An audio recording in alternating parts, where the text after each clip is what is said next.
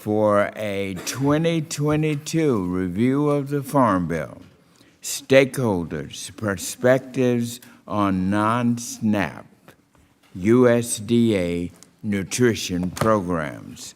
Very important hearing. After a brief opening remarks, members will receive the testimony from our witnesses today, and then the hearing will be open for questions. And so let me just start by again saying welcome to all of you. Really appreciate you all coming in and sharing this vital information on our 2022 review of the Farm Bill, Stakeholders' Perspectives on Non-SNAP USDA Nutrition Programs.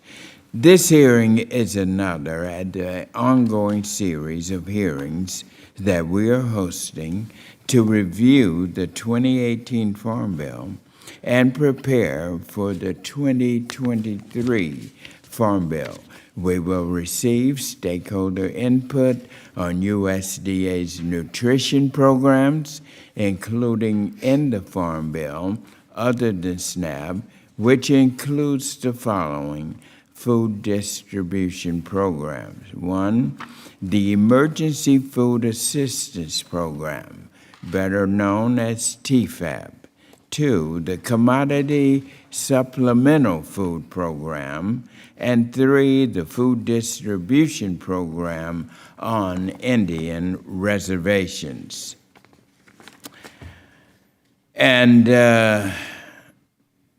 our nutrition incentives and food access programs, including the Gus Shoemaker Nutrition Incentives Program, the Seniors Farmers Market Nutrition Program, the Healthy Food and Financing Initiative, and Community Food Projects. So as you can see, we have a lot of ground to cover.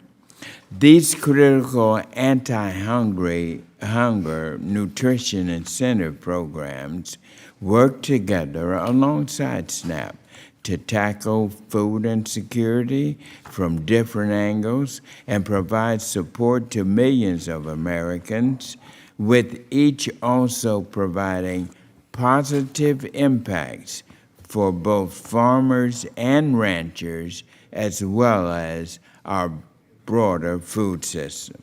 For example, in fiscal year 2020, the Emergency Food Assistance Program, or TFAP, provided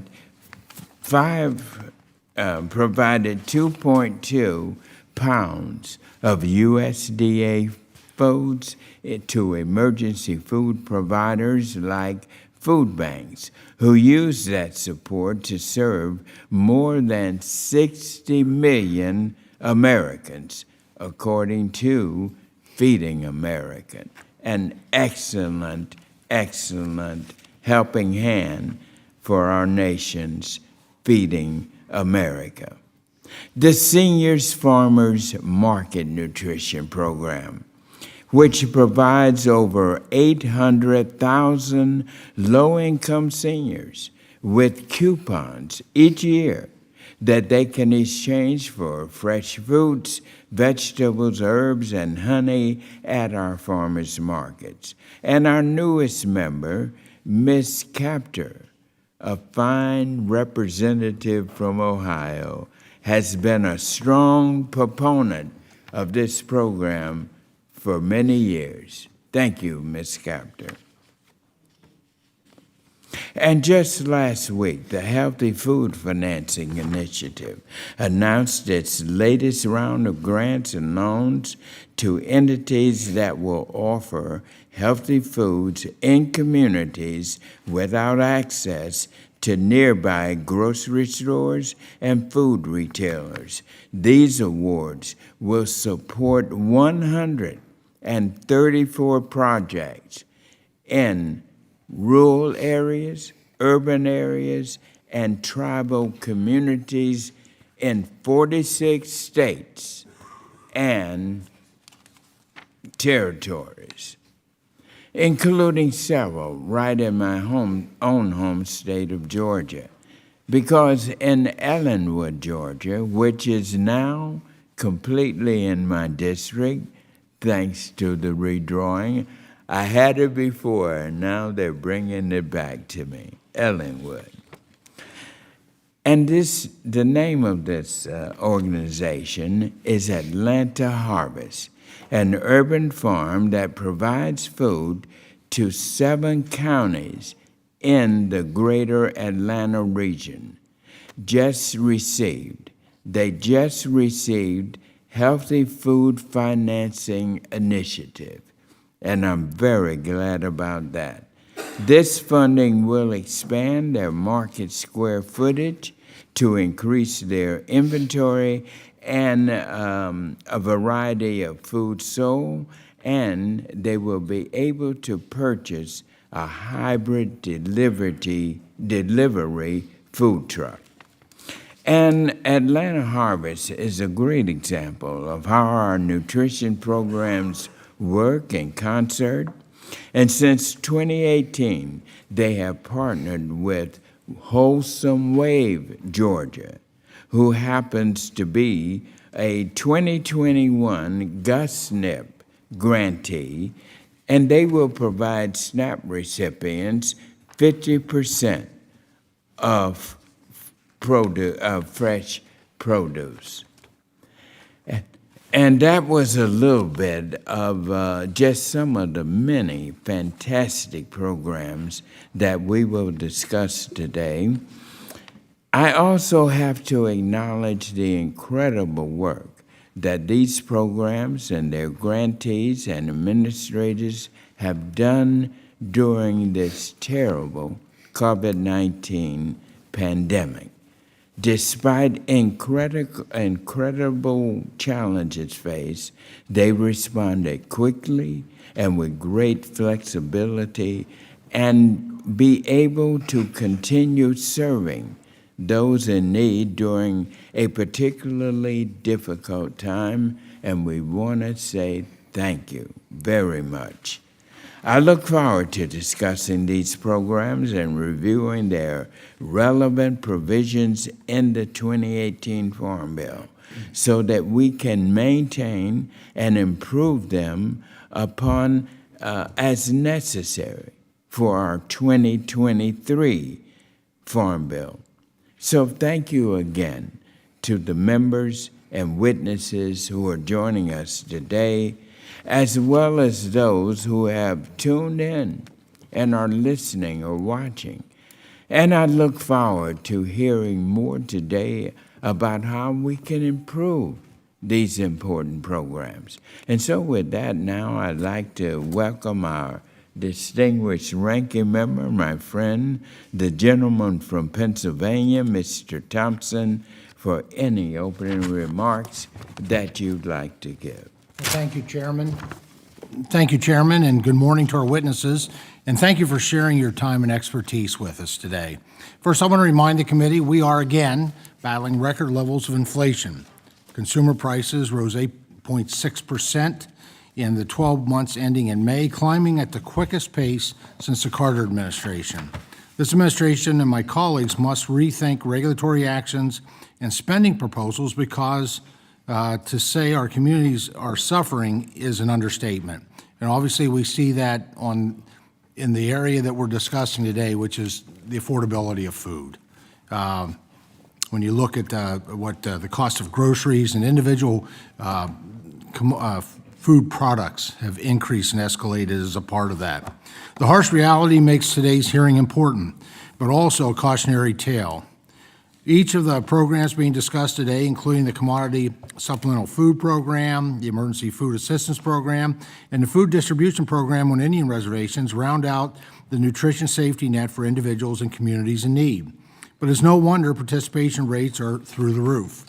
Nutrition distribution and incentive programs are costing billions to operate, and inflated prices are making it harder for providers to provide and recipients to receive. So I do hope today delivers a realistic discussion on how to combat these excessive costs and ensure those in need have access. But more spending and expanded eligibility are not necessarily the answer. Infusing the economy with newly printed money is a reckless plan.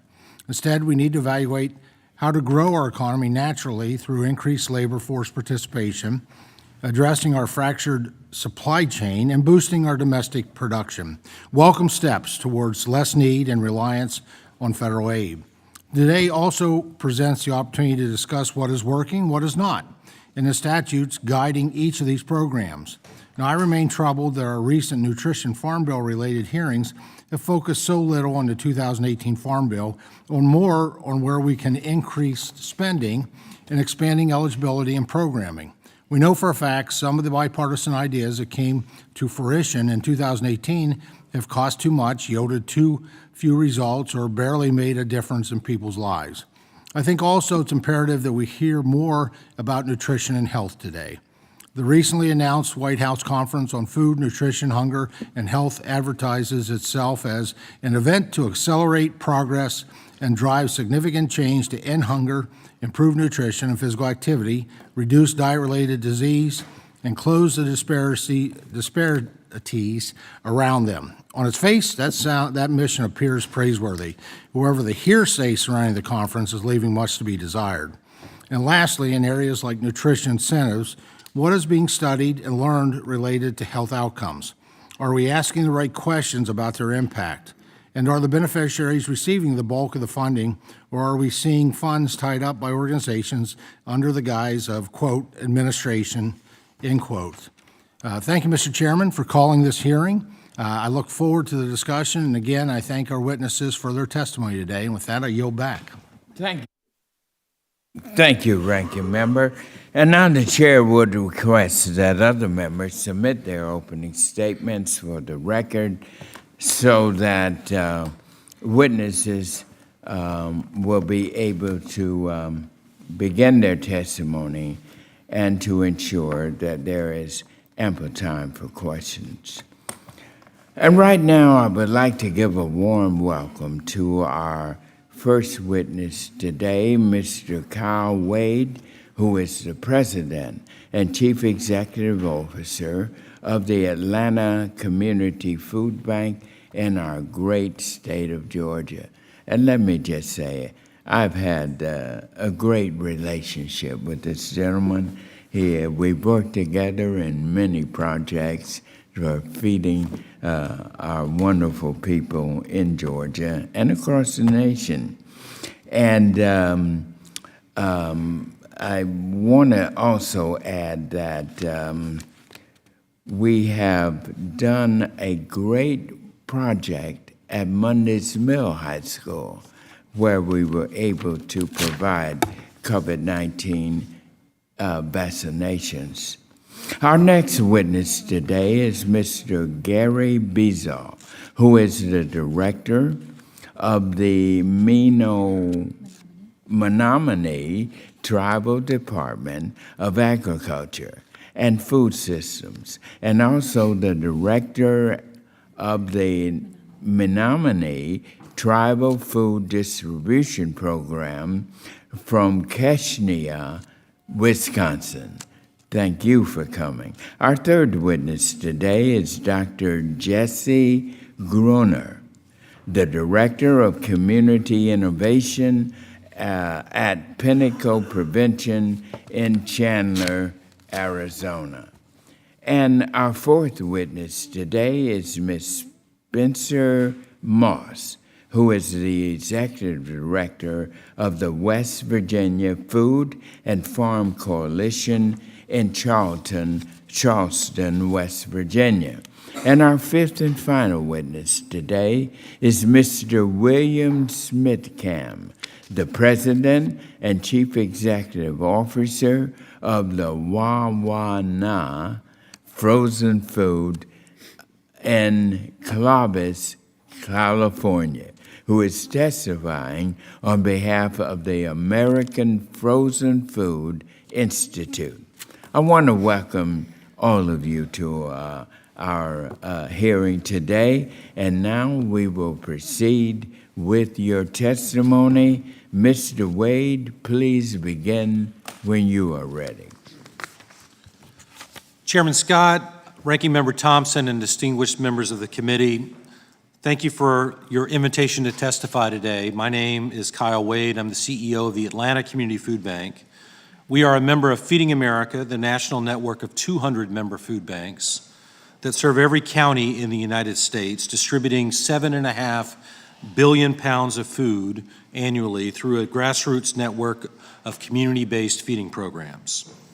Last year, my food bank in North Georgia provided 100 million pounds of food to 700,000 neighbors across 29 counties. Together, Feeding America food banks are uniquely capable of distributing emergency food safely, efficiently, equitably, and reliably to food insecure families when and where they need it. As we discuss the next Farm Bill, I want to deliver a simple message. Demand for food assistance is growing, and food banks need more federal support to meet rising demand. We all know how the pandemic dramatically increased food insecurity across the country. We met this crisis with an unprecedented federal response combined with an extraordinary expansion of food banks and other nonprofit feeding programs. Over time, more and more food insecure families got back on their feet and demand for food assistance declined. In recent months, however, rising prices for food, gas, and other basic needs, combined with the unwinding of many COVID recovery supports, have increased pressure on families. Lines at food banks are growing again, and at my food bank, our distribution volume over the last few months has now risen again to 35% higher than where we were before COVID. Meeting this demand is getting harder. Like every business in the country, our operating costs are skyrocketing due to rising wages, gas prices, and costs for maintaining and replacing equipment. Our costs for food acquisition have increased by 40% as we purchase more food at inflated prices to offset large declines in food commodities provided through federal nutrition programs. The Emergency Food Assistance Program, TFAP, has provided critical support for food banks, especially during the pandemic. We would not have met the need for food assistance during the pandemic were it not for the massive investments in additional TFAP spending authorized by Congress. This is particularly true in less populated areas of the country where federal commodities account for a much larger percentage of the food distributed by food banks. But looking ahead, we are concerned that reverting back to pre-pandemic levels of TFAP spending in the next Farm Bill will leave us ill-prepared to meet the needs in our local communities. Food banks are anticipating a decline in federal commodities next year of 40% or more. In addition, many TFAP shipments right now are being canceled due to supply chain challenges and price increases. To offset these reductions, food banks are purchasing more food. In Atlanta, we will spend more than $15 million next year just to purchase food, which will account for more food than we expect to receive in TFAP commodities. That is not a sustainable pattern for the vast majority of food banks. We need your help to continue to meet the need for food assistance over the long term, and specifically, we need more TFAP. I encourage you to consider increasing the level of mandatory funding for TFAP to $450 million annually while increasing funding for TFAP storage and distribution costs. Alongside an increased investment in TFAP, I also encourage you to consider expanding access to the Commodity Supplemental Food Program and to support enhancements to the SNAP program.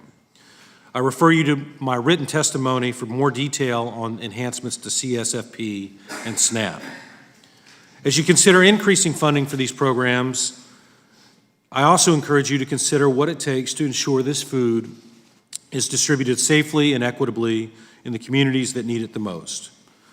Food insecurity continues to disproportionately impact communities of color and rural communities, both of which experience food insecurity rates that are twice as high as the national average. Getting food to these communities is often more challenging and more expensive. Here again, the nation's food banks are uniquely capable of ensuring federally funded food resources reach the people and communities that need it the most. We have developed the infrastructure and systems to store and move food safely and accountably, and more importantly, we have built relationships and trust in our country's most vulnerable communities.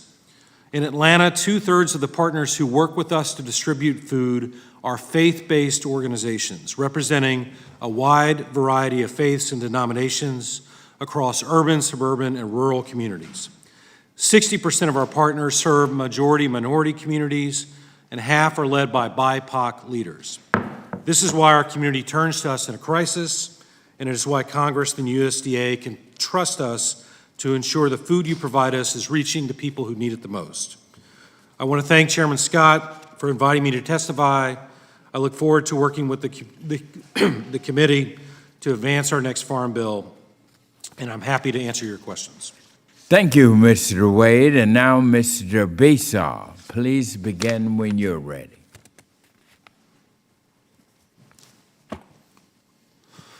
It's on Zoom.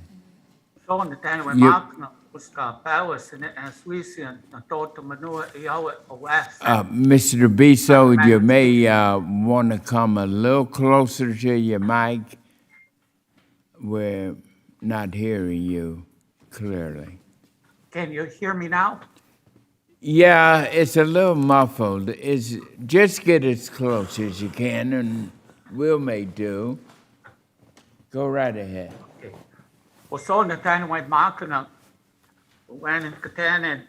For allowing me to be here today to speak regarding the food distribution program on Indian reservations.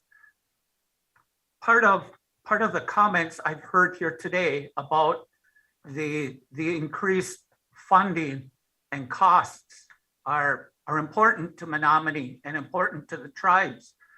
And part of that response can be that much of what is in the Farm Bill or would be in the Farm Bill can be redirected to allow tribes to have that ability to take that same funding that may be going to them, or that may be through the Farm Bill and administered by AMS, to now have tribes have that authority to have control through self-governance processes. There are several things within the Farm Bill that tribes have been working through a tribal leaders consultation work group, and these are some of the concerns.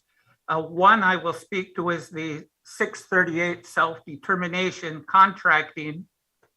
Another is working and having more assistance from the Agriculture Marketing Service in working to develop that point of contact and really work to allow tribes to walk through the process to become an eligible producer in the system.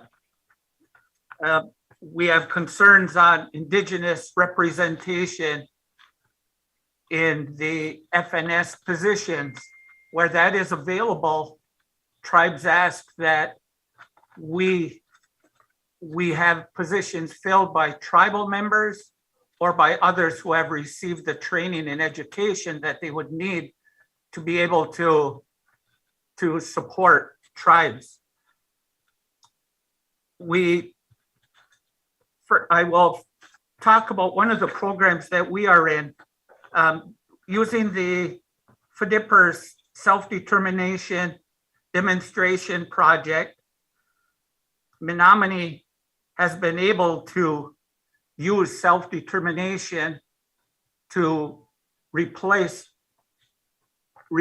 and supplant some of the 100 products that are available as commodities or products for our food distribution clients. What this does is allows tribes that want to participate in the 638 contracting process to now be able to come into contract with Indigenous producers to use that same funding that AMS may have used to purchase product from wherever across the country and bring that to our food distribution, to our stores, our warehouses on reservation.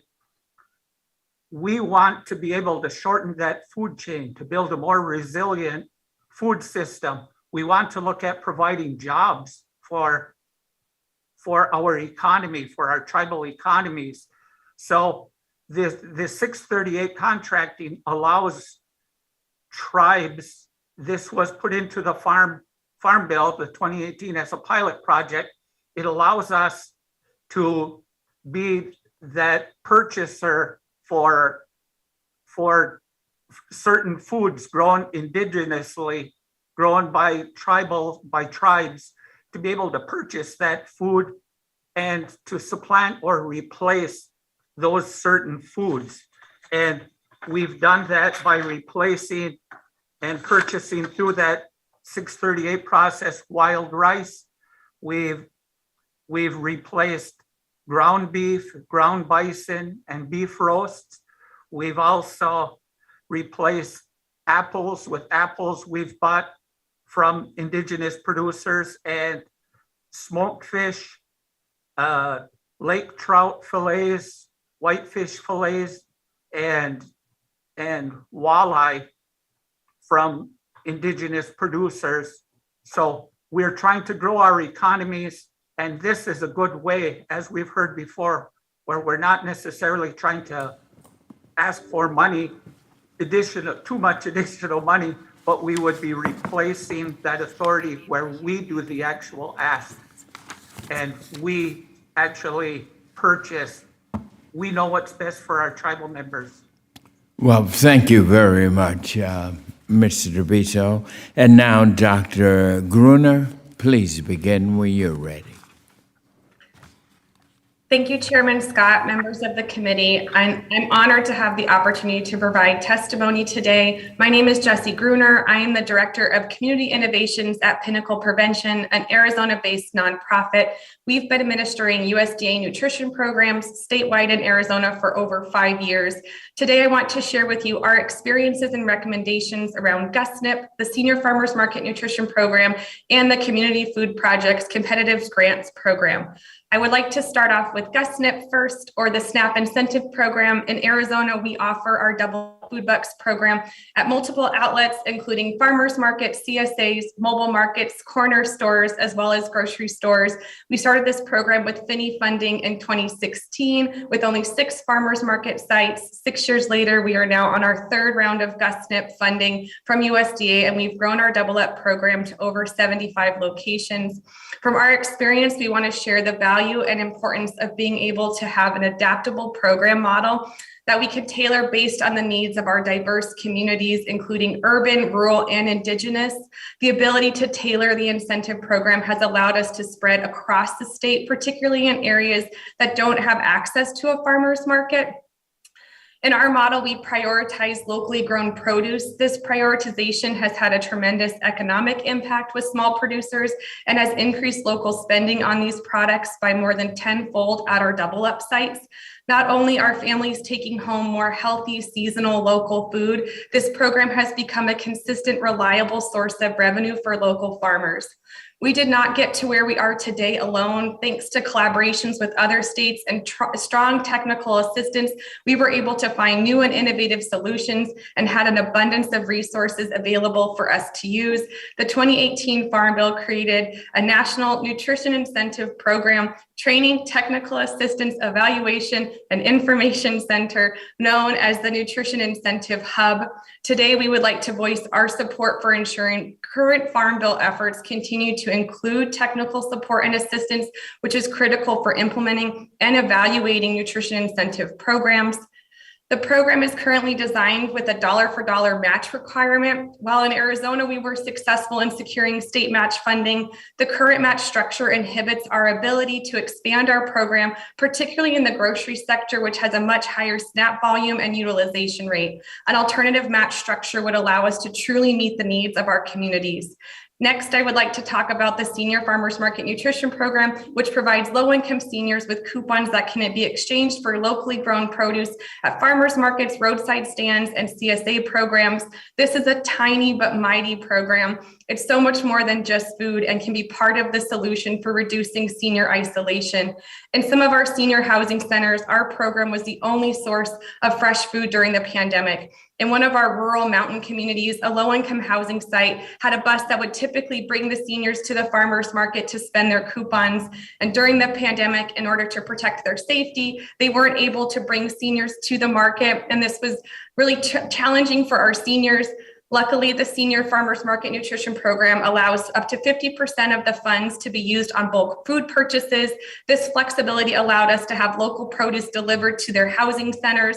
We also had kids send in pictures that they drew to be included in their produce bags, and it was really a beautiful way to bring connection to seniors during a really isolating time. We know that isolation was exacerbated by the COVID-19 pandemic, but isolation both preceded the pandemic and will continue to be a challenge seniors face. Because this program is something that seniors look forward to, a one-time benefit is not enough to meet the need and maximize the program's potential benefits. Increasing the maximal amount seniors receive annually would allow more flexibility in the program structure and provide seniors more touch points with their communities. We also desperately need an investment in the administrative allocation for this program. Administrative costs are capped at 10%, which means the amount of dollars that can be used for personnel time is really limited, making it hard to reach the communities that need it, the support and assistance the most, especially in our rural areas. Finally, I would like to briefly mention the Community Food Projects Competitive Grants Program. While we see this program as the low-hanging fruit that helps to build capacity for our community organization and helps producers to be able to scale up for larger programs and projects.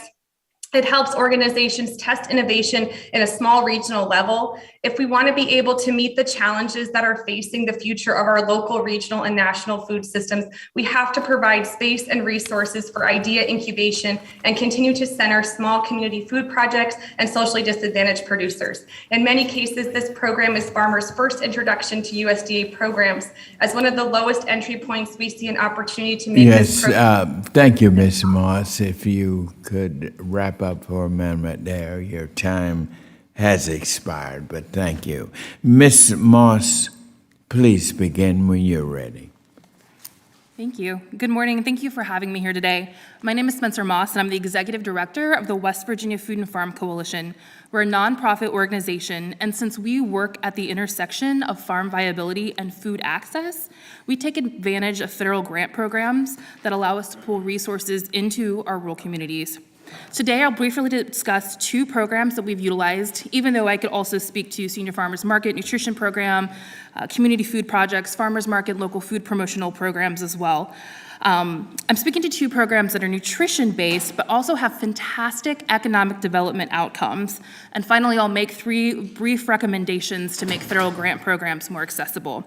So first, the Healthy Food Financing Initiative. The goal of this program is to improve food security in low-access communities through the establishment of new retail facilities, aggregation distribution hubs, and programming such as delivery programs. In 2019, we received one of these grants for $215,400. And with this grant, we helped establish 2 brick-and-mortar stores in downtown areas and 5 corner store kiosks in existing businesses in rural Pocahontas County, West Virginia. Now, this is a story of improved nutrition, but it is a story of economic development. On average, these brick and mortars have grossed $609,000 annually and employ 4.5 full-time and 5.5 part-time staff. And our work did not stop with the end of that grant. As a direct result of that grant, we established the West Virginia Rural Grocer Network, where we provide valuable access to technical assistance and training to nascent or rural grocers. Most are just people who are stepping up to feed their communities, and they're leaving careers in the trades or in education. We also provide access to capital to purchase things like refrigeration equipment. The second program I'm going to talk about briefly was that Gus Shoemaker Nutrition Incentive Program, or GUSNIP. We received FINI funds in 2018 to pilot a program that we would eventually call SNAP Stretch. And in 2020 and 2021, we received a GusNIP award and a COVID response supplemental award. So SNAP Stretch doubles and triples SNAP EBT dollars, AKA formerly food stamps, at farmers markets, on-farm stands, mobile markets, CSAs, and a growing number of local retailers. Can you tell I've said that a few times? So if a SNAP user comes to the market and they say, I want to spend $10 in my SNAP, they're going to get $10 in market script to spend on any SNAP eligible item. They're also going to get $10 in SNAP Stretch script to spend on fruits and vegetables. If they're a senior or if they have their child with them, they're going to get an extra $10. This is another program that certainly improves nutrition as it stretches the food budgets of low-income SNAP recipients, but it's also a major economic benefit to our communities, capturing both federal food assistance dollars, federal grant funds, and philanthropic funds. This program has grown each year since 2018, and in 2021, with the help of the folks behind me, we helped 35,000 West Virginians access this program, putting $1 million into the hands of our farmers and local businesses. Now, with my remaining time, I want to briefly talk on some recommendations. Matching requirements. In theory, grant matching requirements show that there's some community investment in the program. In reality, matching requirements disadvantages rural communities, low-income communities, communities of color, and small nonprofit organizations. 91 out of 100 of the most disadvantaged communities in this country are rural, and only 5 to 7% of philanthropic funds come into rural communities. So thereby, there is less money available for rural communities to access, which is needed to access these federal funds. Number 2, requiring grants to be reimbursable. The practice of reimbursable grants disadvantages smaller organizations and smaller communities that do not have the cash flow to run a grant, spend the money first, wait 4 weeks to 4 months to receive a reimbursement. It can oftentimes completely lock out communities from accessing these federal funds. And lastly, programs need more funding. Many of these federal programs have not received caps in what community groups can apply for in many years.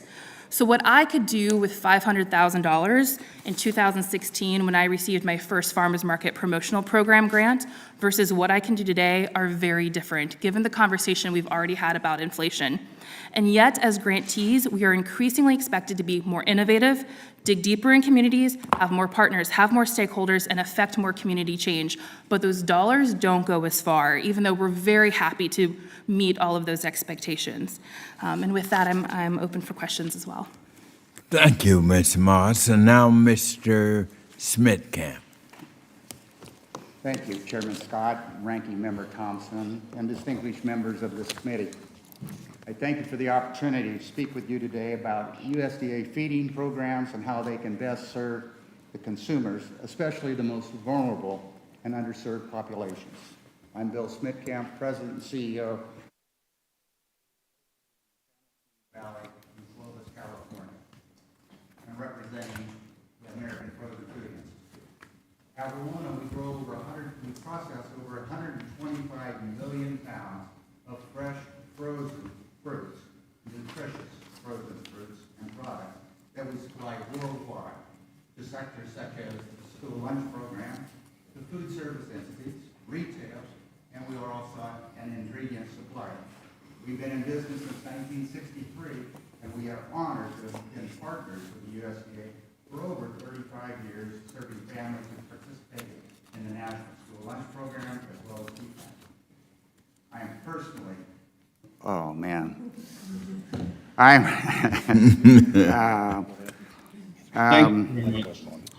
let's see. I am passionate about feeding communities, not just in my hometown, but among populations around the community.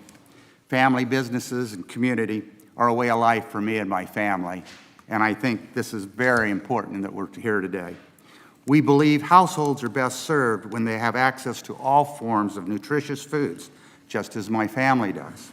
We know the USDA nutrition programs have been successful in bringing fresh foods into recipients. However, there's an opportunity to include and promote frozen foods to enhance these programs and help ensure families have access to high-quality, nutritious nutrition throughout the year, regardless of their geographic location. This is especially true in programs such as GusNIP, in both the Produce Prescription Program, FDIPR, and the consumer education through programs such as SNAP-Ed. When we think about strengthening these programs in 2023 Farm Bill, there are three main components I'd encourage you to consider. Americans fall far short of meeting recommended intakes of produce, and therefore feeding programs intended to increase produce consumption should promote all forms of produce. The U.S. Dietary Guidelines for Americans recommend consumers eat all forms of fruits and vegetables, including frozen, fresh, canned, and dried, to meet the recommended daily intakes. Frozen foods offer a cost-effective and pragmatic way for people to meet these intakes. Secondly, the frozen food advantage. The frozen food promotes a sustainable food system, especially one that minimizes food waste.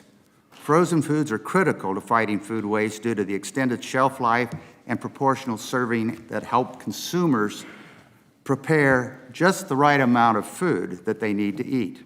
For example, families currently throw away over $2,200 a year in food waste, but frozen foods are pre-measured, ready to serve, their longer shelf life, and refrigerated over fresh foods. So households can avoid their financial waste by utilizing frozen products. And then third, the supply chain stability. We should consider that freezing is like nature's pause. It allows us all to enjoy just baked, just harvested, just crafted food at our convenience without losing any of the freshness or its nutritional benefit. For example, Mother's Day. We just celebrated all of our mothers, and the strawberry season was ramping up. And then that Sunday, we celebrated with strawberry shortcakes. But then what happened on Monday? There was no market after that. That is where the frozen food industry steps in as a safety net and takes those strawberries on, freezes them, puts them in 4-ounce fruit cups for the USDA school lunch program or for the TFAP program. And this is where I believe that we need to improve the ability to get frozen into these programs. Unfortunately, we often hear, due to lack of funding, there's lack of freezers capacities for schools, food banks, pantries, retail locations, that these outlets cannot or will not accept frozen product. The real point here, as I'm trying to make, is that our peach season is 4 months, all during when school is out. We can have frozen peaches all year round. You can have them in November, December, January when it's done. I thank you for your time. And thank you so much, and thank all of you. You've all given wonderful, informative testimonies. And now we'll move to our questions at this time. Members will be recognized for questions in order of seniority, alternating between majority and minority members. You will be recognized for 5 minutes each in order to allow us to get in as many questions as possible. And as always, please do keep your microphones muted until you're recognized so we can eliminate any background noise. And now let me start off. I recognize myself for 5 minutes. Mr. Wade, you have delivered some very troublesome news to this committee. And it is news that is daily on all the newscasts. People are not just suffering from the lack of food, but the lack of ability to get the food with the high prices.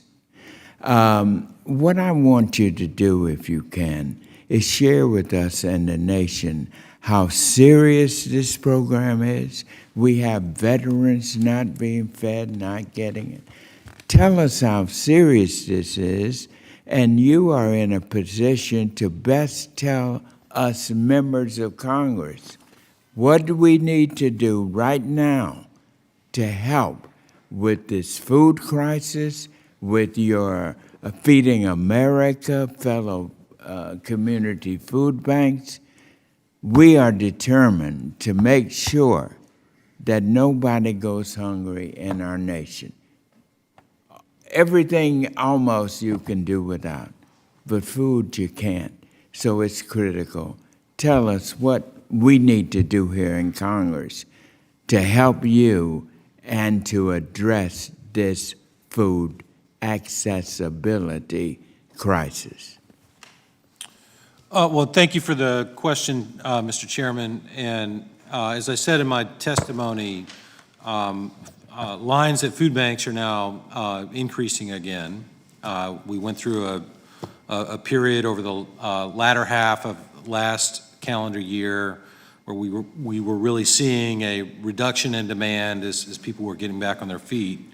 But the impact of rising gas prices, food prices, and other basic needs is having a serious impact. I just had a conversation at the end of last week with a couple of our feeding program partners in a couple of counties historically known as affluent suburban counties north of Atlanta, in Cobb County and in North Fulton County. And those partners are telling us how the client base that they serve is growing.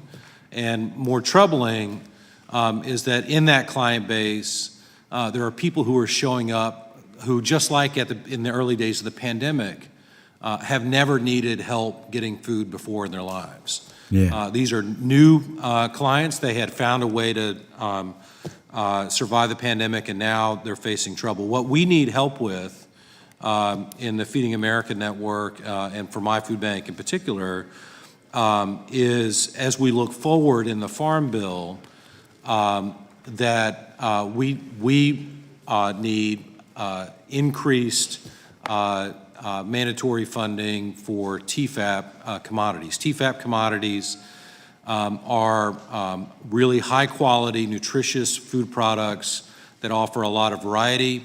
They offer high nutritional content, and they help us ensure that our client base has access to the food that they need. So you have given us one, the TFAB funding.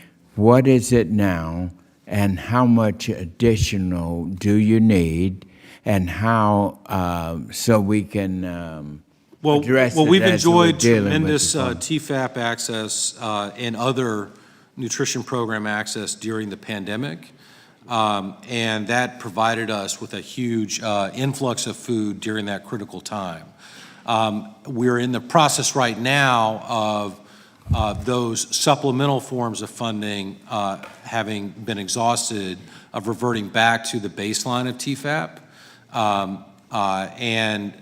What that means is that our access to TFAP in the next 18 months is going to decline significantly, 40% or more. We're asking for an increase to $450 million in annual TFAP funding as part of the next Farm Bill. $450 million increase into the Farm Bill. In Is that- total TFAP funding of $450 Okay, million. we want to work with you on that. Our staff will follow up on that because I agree with you.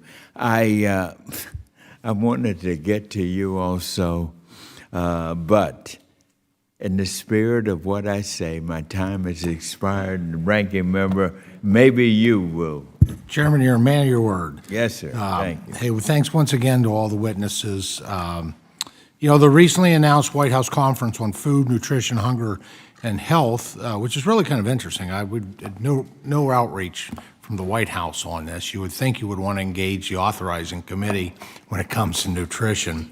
But they advertise itself as an event to accelerate progress and drive significant changes to end hunger, improve nutrition, and physical activity, reduce diet-related disease, and close the disparities around them.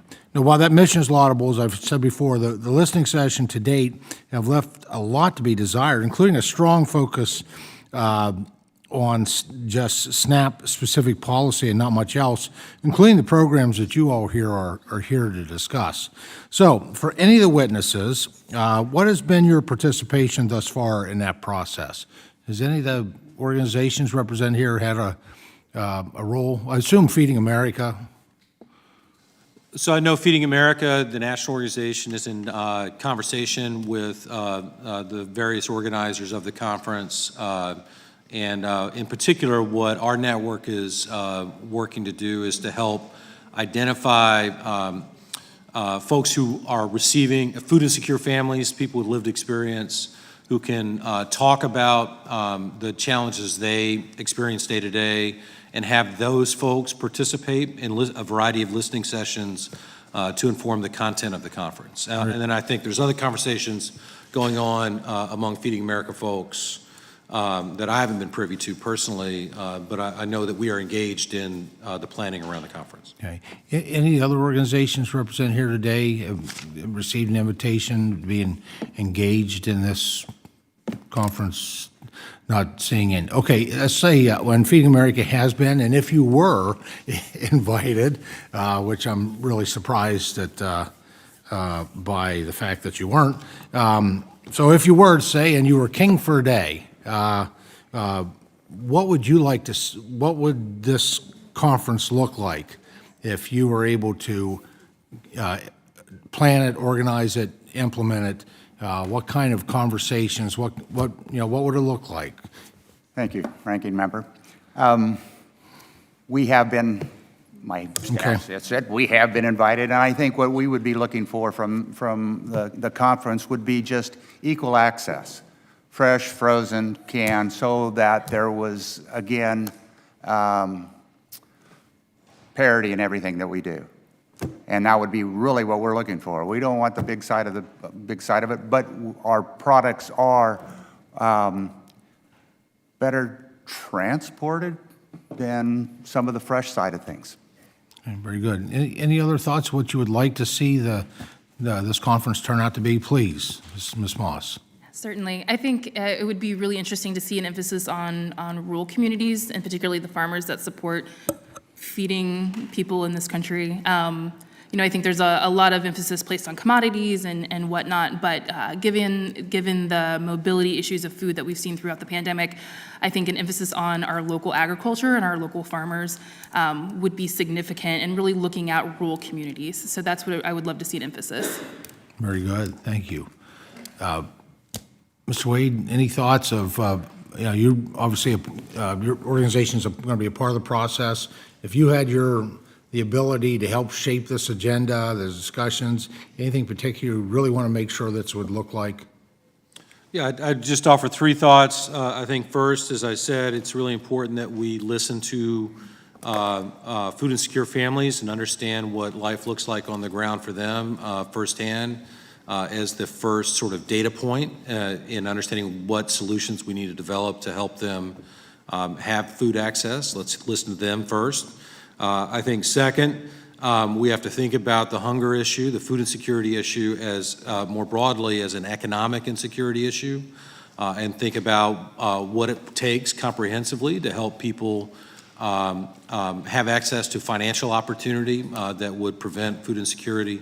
And then I think thirdly, I would want to see us in that conversation with alignment on the goals and metrics of what success looks like. I think sometimes we don't have alignment on metrics and goals, and that leads to a lot of disagreement about inputs. If we can get aligned on goals and metrics, that would help us develop better solutions. Very good. Well, Chairman, thank you so much. My time has expired. The gentleman from California, Mr. Costa, who is also the chair of the Subcommittee on Livestock and Foreign Agriculture, is now recognized for 5 minutes. Thank you very much, Mr. Chairman, for this hearing. It's important as we set the table, literally and figuratively, for next year's Farm Bill. And I want to thank the witnesses. I think you've all underlined in various ways what I like to say, and that is that food that we grow in America is a national security issue. And when we talk about the SNAP program, otherwise referred to as food stamps, but the other programs that all of you touched upon in one fashion or another, what we're talking about is America's safety net to ensure that, in fact, that all Americans have quality and affordable food. But in some cases, we know we have real challenges. And certainly this pandemic, I think, pointed out the challenges we have, especially among those who live in food deserts, those who have other difficult challenges in terms of their economic income and being able to have a decent meal on their dinner table. So much of the children today, we know in nutrition programs, get their best meal of the day in the school lunch or breakfast program. And of course, when we don't have school going on, that's more difficult for those children. Obviously not time to cover all of the areas, but Mr. Bill Smitkamp of Wawona Foods in Clovis, California, I've worked with you and your family for now 3 generations, and I want to commend you for not only your efforts in a pioneer in terms of the frozen food production and the many fruits that you are able to provide over an entire year, as you noted in your testimony, but also the importance of the nutritional value of that program and the challenges faced in making that available. Obviously, freezer capacity and other factors in supply chain are critical, but you and I have discussed this in the past, Bill, as to what the USDA qualifies that should be included or not included in the school lunch programs in terms of what's nutritious. And we grow so many products out in California, but around the country. What are your thoughts in terms of how we do a better job? Well, I think the USDA currently is doing an excellent job reaching out. We just had a meeting with them yesterday in regards to innovation, how we can get more products into them. But during the pandemic, for example, we were very instrumental with fruit cups and individual servings rather than the number 10 can, or a way where fresh fruit was not quite available during the winter months. There was innovative serving sizes that the frozen industry could apply to all these things. We just think that with what we're doing, that we continue to move forward with frozen in the language. I think this is part of what we Is freezer capacity an issue, especially in our schools? No. I think we have the capacity to supply more frozen foods to the world. How about our food banks? Pardon me? How about our food banks? And the food banks. I think again, we are the safety net, the frozen food side, whether it's freezers of fruits or vegetables. When the height of the pandemic and having people that had never been, Mr. Wadley has indicated, to a food bank in their lives, put more pressure and demand on the services of food banks. I found some of the food banks in our area having challenges in terms of being able to make that supply. The point you made to the chair in your closing testimony talked about increasing funding, and I think one of the debates we're going to have here in committee next year is baseline funding. If we're going to be able to expand capacity here in a host of areas, we're going to have to deal with the baseline funding. Have the food banks in the country come up with any suggestions on how we tackle that issue? In terms of expanding baseline funding? Right. Well, I mean, I don't know how to solve the budgetary. No, I'm not expecting you to do that. Are you But recommendations in terms of anticipating what the need may be? Yeah, so our recommendation is $450 million in baseline mandatory Nationwide. funding. Nationwide, yes. All right. You talk about waste in our food supply chain, and you noted, I think, $2,100. How do we get at the waste that we need to cut at all ends of the food supply chain? My time's obviously almost over, but I'd like you to submit that to the committee for future reference. Thank you. And now the chairman recognizes the gentleman from Georgia, Mr. Austin Scott. Thank you, Chairman. And I want to focus on the domestic food issue, but I do want to make just a brief statement that I hope that America is watching what's happening with the food supply around the world. Ukraine exported 50 million metric tons of corn and wheat. They were the largest supplier of the UN World Food Program. And while we have challenges in America, I'm afraid that we're about to see people literally starving to death throughout Africa, Asia, and other lower income parts of the world. And we need to be cognizant that the nitrogen and the potash that was coming through the Black Sea region, which is two of the key elements we use to achieve the yields inside the United States, that supply of fertilizer may not be there next year. And we need to be cognizant of that, and we need to be making sure that we're doing everything we can as a committee to replace the supply from Russia and Belarus and others so that we're not dependent on them for our yields. That said, Mr. Wade, I'm from Georgia, and before the family food box program was put in, I literally know farmers who were carrying under hundreds of thousands of dollars worth of vegetables. It was done admittedly hastily, but I will tell you, those crops would have been left to rot in the field, and I watched my National Guard pass out boxes of food that I think any of us would have been proud to serve on the most special of days in our homes. I'm disappointed in the criticism of that program from President Biden and Secretary Vilsack. I think it was a program that was extremely effective and served America well, especially based on the speed with which it was put in. We've moved now to the TFAP program since Farmers to Families was canceled.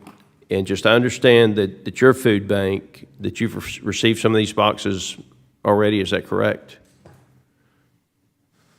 Yes, we've received boxes through both programs. The Farmers to Families Food Box Program provided a lot of support for our community, helped us meet the need in our community, and in the new program, we've benefited from that as well. And how many commodities are available through that program? Well, I don't know the specific number of commodities. We can follow up with that specific answer. All right. Do you think it's meeting your demand for fresh produce? Well, I would say that the demand for fresh produce in our community currently exceeds what we're doing. I think we are trying to grow our capacity to move produce effectively. Some of the challenges relate to what Mr. Smitkamp was talking about, an opportunity to invest in processing capacity to preserve more fresh product so that it can be utilized by the families that we serve. I think investments in agile programs that can operate quickly at scale to capture surplus produce will help us move more produce to the families who need it. So again, the Farmers to Families Food Box Program was an attempt to do that, and I think we benefited a lot from it. Okay.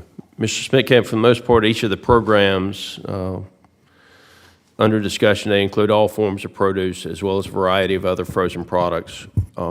What specific programs need a stronger focus on all of these forms? Well, I think when it really comes down to it, it's the access, but it's also the ability to distribute and warehouse in these rural communities that do not have the capacity to handle fresh and frozen products across the country. And that's where I believe the focus really needs to be, is on capacity of storage. When Congressman Costa asked me about availability, I was thinking about it from a production side rather than from the recipient side. But it really is needed on the recipient side because we have the capacity to produce it, but then there's no capacity to store it and move it. I want to thank all of you for being here and helping us solve these challenges as we push ahead. And I just want to again advocate for those who are working to solve the problems throughout the world with the issues and the new challenges from Russia. Thank you. The gentleman from Massachusetts, Mr. McGovern, who is also the chair of the House Committee on Rules, is now recognized for 5 minutes. Well, thank you, Mr. Chairman. And let me start off by thanking all our witnesses for their comprehensive testimonies about these incredibly important programs that I'm determined to see strengthened in the next Farm Bill. I want to bring up a few points on GovSNP, which has continued to show us that incentives actually work. When I was on a farm tour last year throughout Massachusetts, I heard from farmers that the Double Up Bucks program has made an incredible difference in their lives and for the lives of their customers. They mentioned to me that during the pandemic, when many of us were worried about going to the grocery store, that the Double Up program helped support people looking to make healthier choices without limiting what consumers could and could not buy. What I care about is making it easier for people to access fruits and vegetables. And that's exactly what programs through GovSNP do. And, that to me is better than having, as some of my colleagues have advocated, having government dictate, what people can and cannot eat or what they can and cannot purchase with their SNAP dollars. I think that, quite frankly, I think that's offensive. It robs people of choice and it robs people of dignity. And so my goal is to find ways to expand these incentive programs in the next Farm Bill, and I look forward to working with my colleagues who also get these that these incentives actually help people make healthier choices that make sense for them, and also enables them to buy culturally appropriate foods for their families. So next, while we have Mr. Besaw here, I want to take a minute to talk about the food distribution program on Indian reservations, especially how we can expand regional purchasing. Through the Rules Committee's push for a White House conference on hunger, nutrition, and health, I've had the opportunity to speak with tribal leaders all across this country.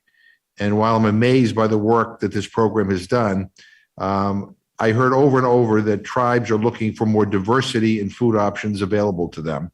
And they're looking for more, and the tribal leaders would tell me that what tribes eat in the Pacific Northwest is not the same of what tribes in the Southeast want in their eating. And yet there's not currently a structure in place to fully support this. So this is something I started working on in the last Farm Bill, and it's something that I fully intend to continue working with USDA on. So Mr. Besaw, I'd like to ask, in your opinion, what do we need to make regional purchasing a reality? What are the things that you in your role think that we would need to make regional purchasing feasible?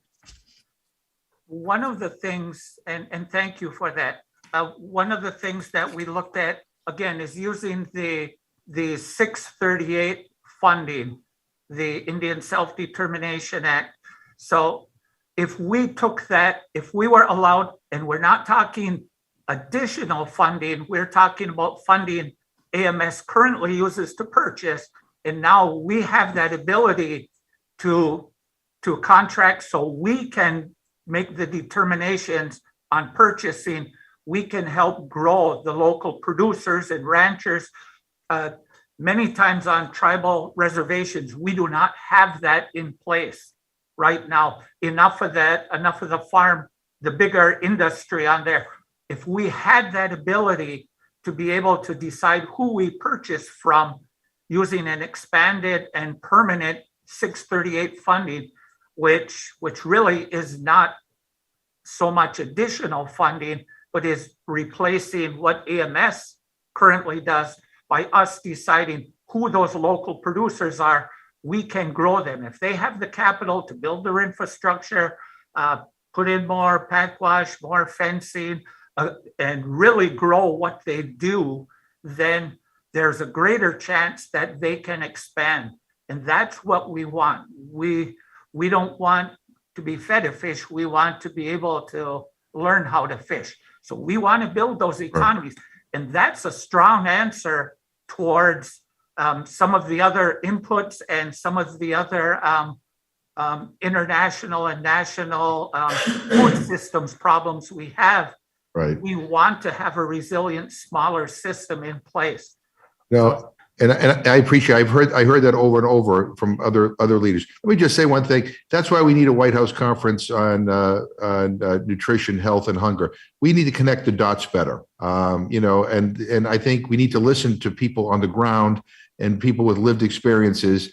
And again, I would hope that everybody on this committee, Democrats and Republicans alike, rather than try to diminish the importance of a White House conference, would embrace it and use this opportunity for us to look at these issues holistically and actually help people get access to the food that they want. But thank you very much.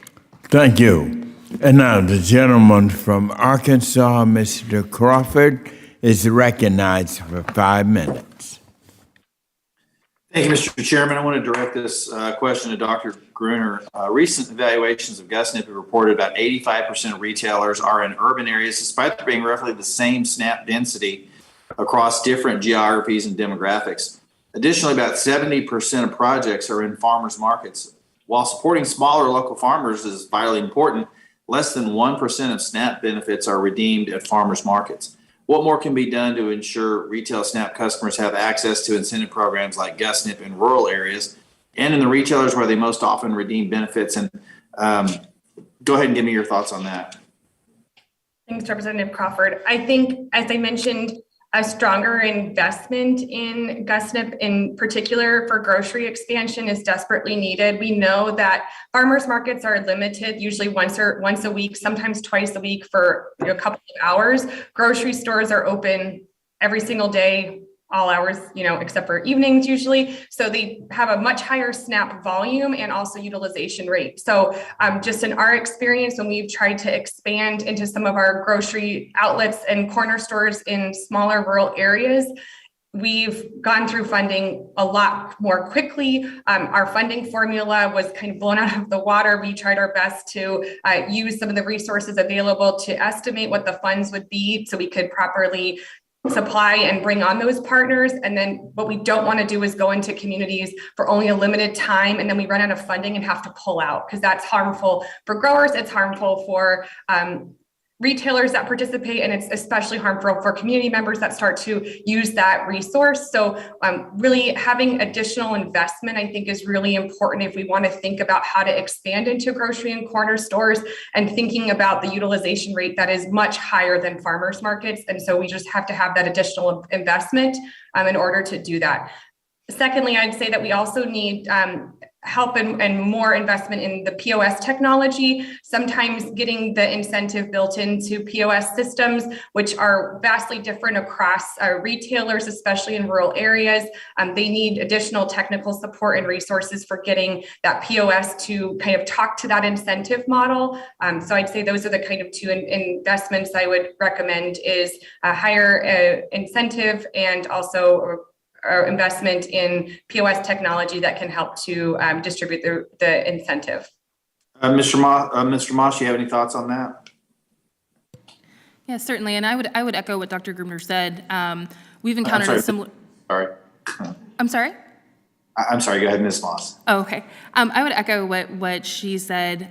We have experienced, so last year, looking at our numbers, we were in 21 farmers markets and 10 brick and mortar stores. And so when we looked at our allocations this year, we have less money because we have less philanthropic investment this year. And so some of our grocery stores sort of pulled out because it just wasn't enough money to incentivize the additional work on their part, even though ideologically they agree with the program and they want to be a part of that. So I certainly, could almost see an additional program that was aimed at GusNIP in grocery stores instead of having grocery stores, corner markets, brick and mortar, mobiles, farmers markets, things along those lines. That would be my initial thought on it. Ms. Moss, we know about 9 out of 10 Americans aren't meeting dietary guidelines for Americans' fruit and vegetable consumption recommendations. We also know most fruits and vegetables purchased by USDA for distribution and nutrition programs aren't fresh. We see in programs like WIC where clients can select the produce of their choice. For example, consumers typically choose to spend most of their benefit on the fresh option. Appreciating that all forms of fruit and vegetables can help meet dietary guideline recommendations, are you able to speak to why ensuring the families you serve have access to fresh fruits and vegetables through federal nutrition programs is equally important. I'm sorry, and just double checking, why is it equally important that families have access to fresh fruits and vegetables? Right. Yeah, certainly. For us, one of the things we look at is again, I represent a lot of local agriculture. So when things are picked at the peak of freshness, it's a higher degree of nutrition. And I think there's also an amazing sort of connection to, your local farmer or your local community. We don't move as much product around. Product doesn't get trucked nearly as far. So that can also help reduce the prices. So what we see in our local communities is our farmers drive, not as far of a distance, and can sort of lower the prices of these fresh fruits and vegetable items. Thank you. I yield back. Thank you. And now the gentlewoman from North Carolina, Ms. Adams, who is also the vice chair of the Committee on Agriculture, is now recognized for 5 minutes. Thank you, Chairman Scott and Ranking Member Thompson, for hosting today's hearing. To our witnesses, your expert testimony clearly paints the stark reality that what we're facing as a nation. Before the COVID-19 pandemic, food insecurity was at its lowest since the 2008 recession. And although COVID-19 is receding, the demand for food aid has not receded. We can point to a perfect storm of factors, whether worker shortages or global supply chains caused by the war in Ukraine. Families and households are struggling today, and Congress must rise to meet these demands. Last week, along with Representative McGovern and Lee, I sent a letter to the House and Senate leadership urging immediate action to prevent the hunger cliff that looms ahead when the federal COVID-19 public health emergency expires.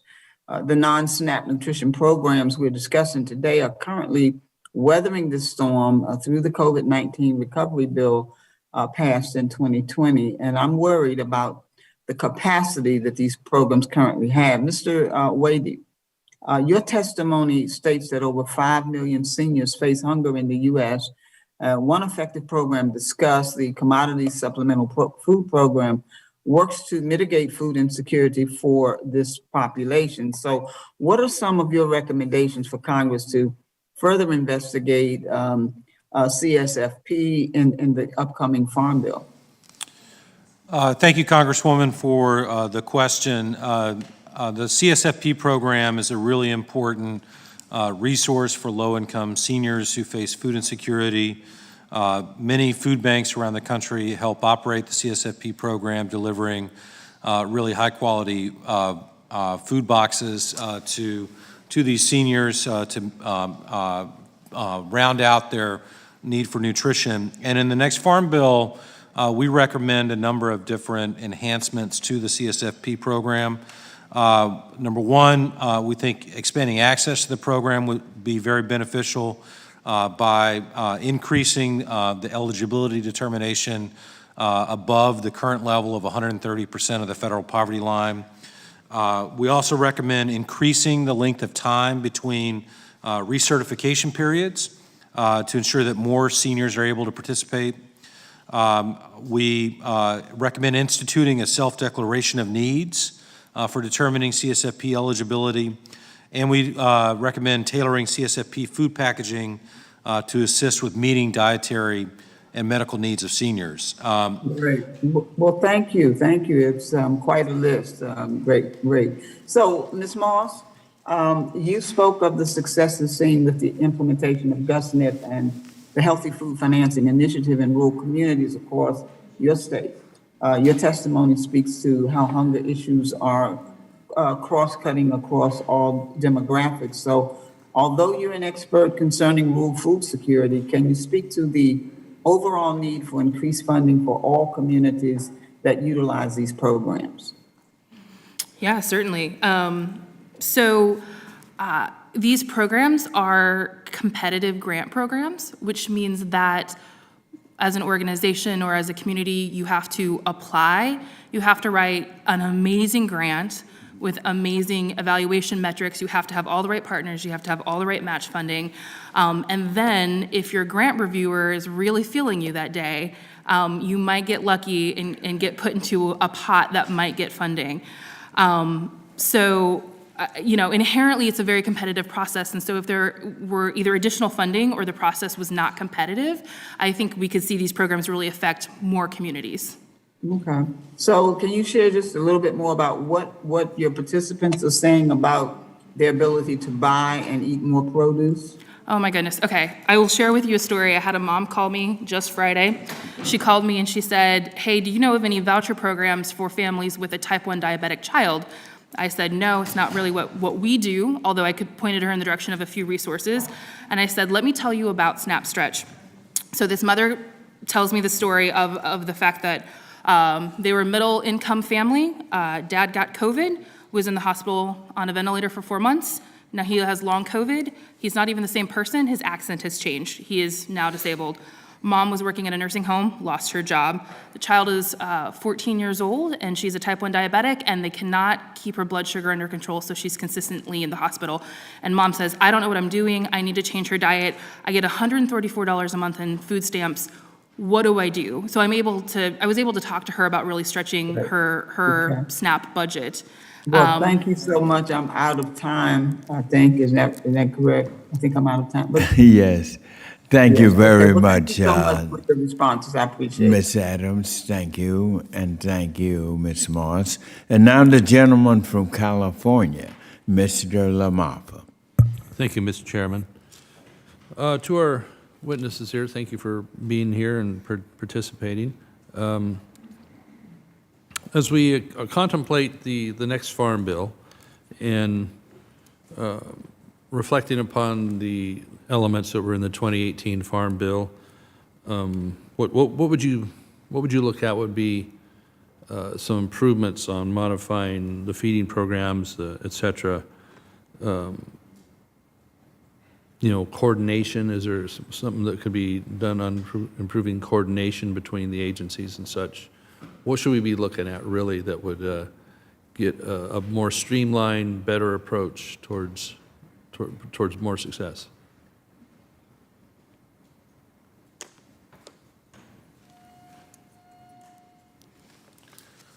From our perspective in the network of food banks, the Farm Bill has provided tremendous support to our work over the last 4 years. We think that, again, expanding mandatory TFAP funding levels will be a critical part of ensuring that we meet the needs in our local communities. We think there are opportunities to continue to invest in capacity. We heard from Mr. Smitkamp about the availability of frozen product, and continuing to invest in capacity at the local level for freezer and cooler capacity can help us move more high-quality produce, both fresh and frozen, in communities that need it the most.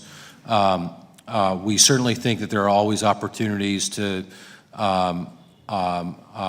in terms of working with producers, to have better coordination in the way that purchasing is planned out. Smaller producers, in particular, need to know well in advance what kind of opportunities exist so that they can get crops in the ground in time to participate in some of these contract opportunities with TFAP. Let's go back to the refrigeration and freezing aspect of frozen foods, et cetera.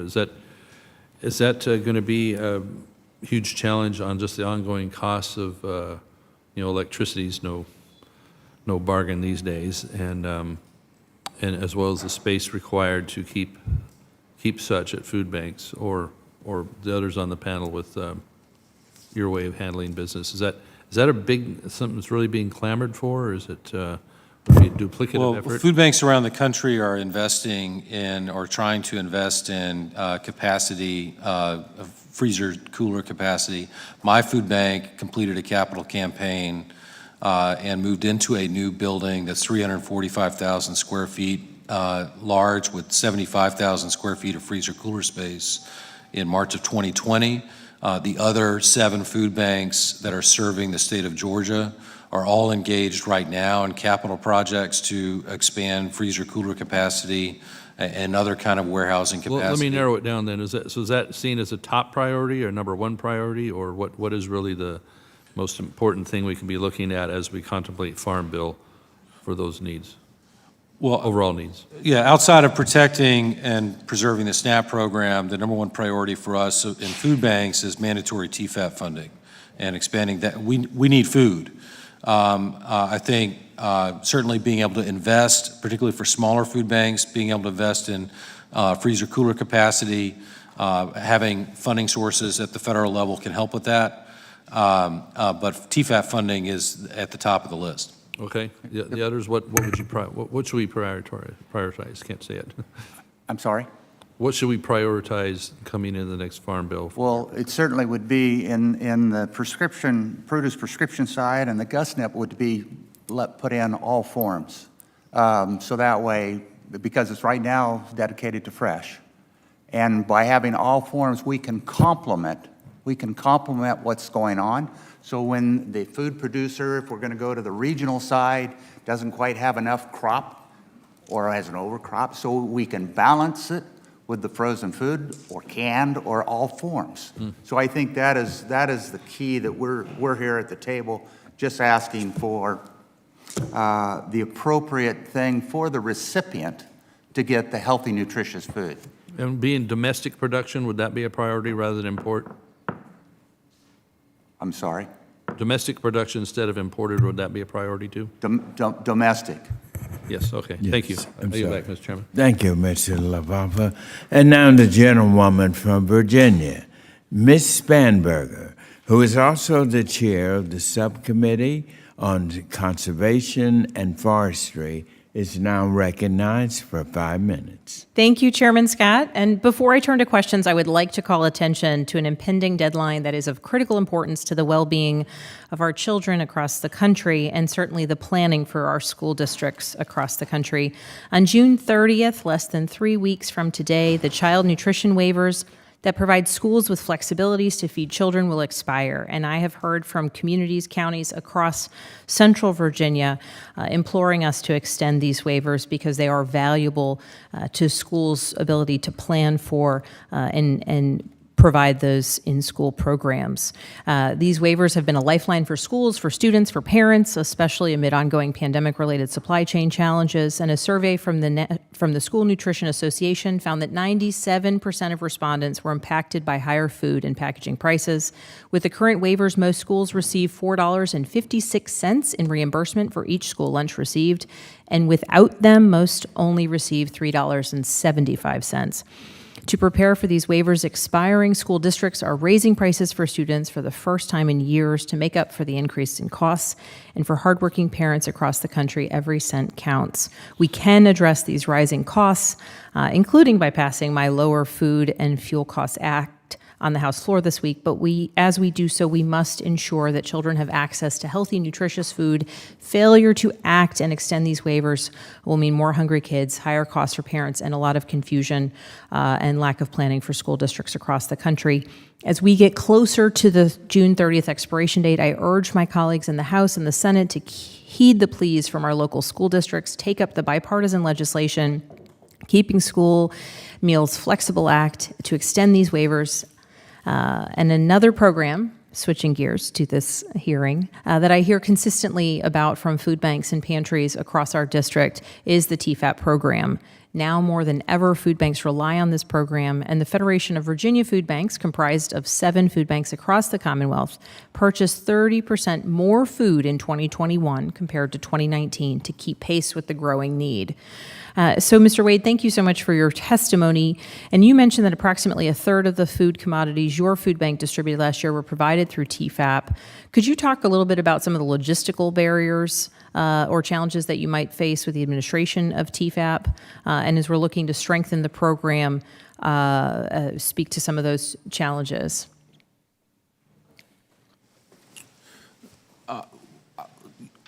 Well, in terms of logistical challenges around TFAP, I think the biggest challenge we're facing right now is that a number of TFAP orders, for us, 13% for the nation, wide number is closer to 16 or 17% of these TFAP shipments are being canceled. And obviously that creates lots of challenges. Number one, we don't have the food coming.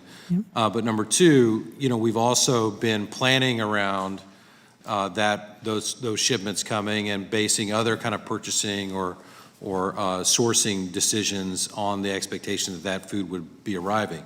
And so, the reason why those orders are being canceled are complex.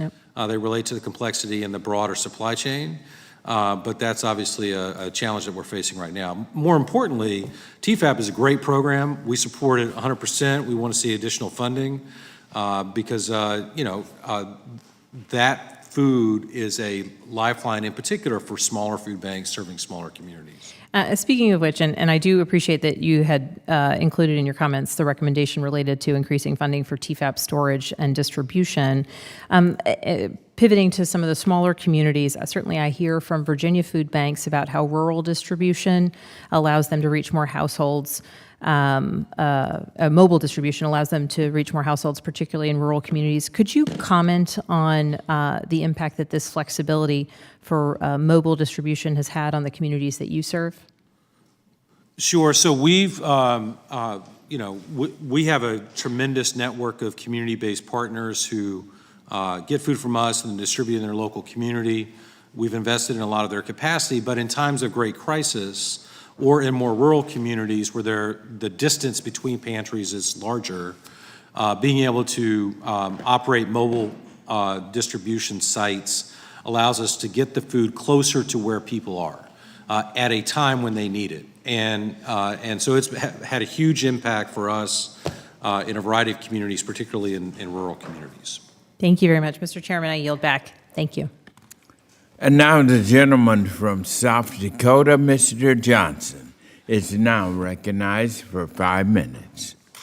Thank you, Mr. Chairman. I want to go back to the days of COVID, to the Farmers to Families Food Box Program.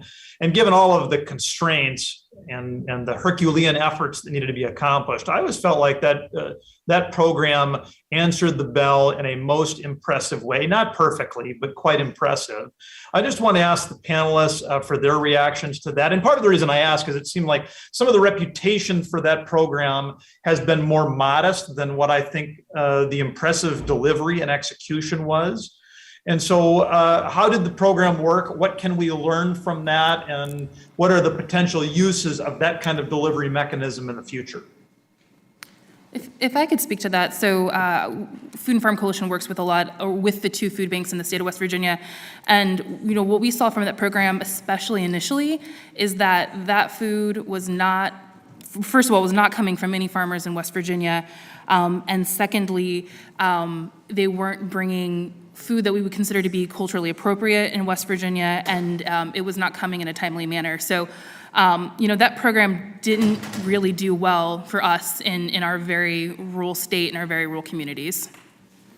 So, Ms. Moss, just to follow up, because I think that's a little different than what I heard from South Dakota, but obviously when you roll out a national program, you're going to have some high points and some low areas. And I did hear some of those complaints in South Dakota. They diminished pretty rapidly as the program got a little more mature. Did you see any improvement in West Virginia? I think in the second round, when new contracts came out, our food banks did have somewhat better contracts for food groups coming from Pittsburgh and Philadelphia that were delivering those products. But our 2 food bank directors were very glad to see that program end. Yeah, I mean, that's good feedback. Well, what about anybody else? Other experiences? We can echo that as well in Arizona. That was our experience. The second round, we did have, I think, one local dairy producer that was able to participate, but we weren't able to have a lot of our local food producers. So I think we are really welcoming the opportunity for the local food purchasing cooperative agreement program, as we're calling LFPA, as another opportunity to kind of take the good things that came from CFAP and invite our local producers to be part of that solution. So I'm really looking forward to the opportunities that are going to come this year, building on that program and just creating more opportunities for local product to go to families that need it the most. And if I may pitch in, one of the things we found in Wisconsin, and I'm going to speak to Wisconsin, to what we found is that sadly, we lead in a lot of the health indicators in a bad way with diabetes, hypertension, lactose intolerance, heart disease, reduced life expectancy. And a lot of the foods that were in the boxes were incompatible with many of our elders and some other individuals on the reservations. And it's not that we were not appreciative. I mean, we got food.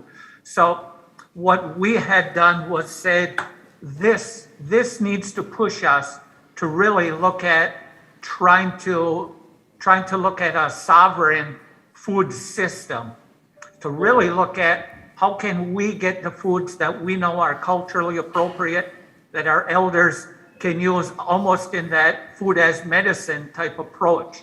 And that's where we went with that. And we've received all types of accolades from individuals. For instance, even we buy from the Oneida Nation in Wisconsin. We replace, there's over 100 food items on the food distribution category. And with the 638, you can replace or supplant existing those foods with comparable. So, sir, I have one more follow-up for you in just 30 seconds. I mean, you talk about them not being a good fit for your elders. Of course, we have 9 reservations in South Dakota. Diabetes is a big concern there. The food boxes in South Dakota weren't overly high on sugar, near as I could tell. Maybe your experience in Wisconsin was different? Yeah, I think just systemically with all of the foods, the processed foods within that, I think that caused the concern more than anything. Thank you. Thank you. And Mr. Chairman, I know I'm out of time, and so, or Madam Chairman, I yield back. Thank you. And now the gentlewoman from Connecticut, Ms. Hayes, who is also the chair of the Subcommittee on Nutrition Oversight and Department Operations, is now recognized for 5 minutes. Thank you, Mr. Chair, and thank you for having this very important hearing. I'm trying to figure out now how I'm going to get through all of my questions, and also Ms. Spencer Moss, I'm very interested in hearing the end of the story you were telling about how you responded to this parent with her questions about expanding the diet of her diabetic child. Yeah, so fortunately I got close to the end of the story, but essentially it was, okay, your farm is quote unquote up a holler in a county where we don't actually have a SNAP Stretch program, but let me point you to 2 SNAP Stretch sites in one county over and one more in another county over that is open, 7 days a week. A very ecstatic mama to have the opportunity to triple her SNAP, her $134 in SNAP, to try to get her daughter's diet under control. Thank you. I appreciate that, and I think it ties in very nicely with the questions that my colleague, Mr. Johnson, was just asking. People with very specific and unique dietary needs, we really have to have programs that are malleable and flexible so that we are not just providing food that is unusable to people who have very hyper-specific dietary restrictions. So that's very helpful. I'm happy that that mother was able to connect with you. We've heard from the hearing today that matching requirements often disadvantage rural communities, and I'm talking about the GusNIP program, low-resource communities, communities of color, and smaller nonprofit organizations because they have less access to food. My question is for Ms. Gruner. How can a shift in matching requirements help these communities gain access to more fruits and vegetables? And what else can we do to ensure that these hard-to-reach or especially vulnerable communities are better served by these programs? And I'll just add that one of the things that the experience in my state of Connecticut with many of the Farmers to Families Food Box, we had one Connecticut farm that was involved in the program. Much of what was brought in was shipped, packaged somewhere else. By the time it got to us, it was expired, outdated, bruised. So how do we really utilize local farmers in these programs? Thanks, Representative Hayes. I think from first speaking to the match requirement, the one-to-one match requirement means that we've got to find capital in our communities, which we work really hard to do. But I will say in some of our more urban communities, it is easier to find partners that are willing to give that match requirement. Sometimes that comes with a stipulation that it can only be used in a certain area. They want to invest it in a specific site, a specific location, a farmer's market or store.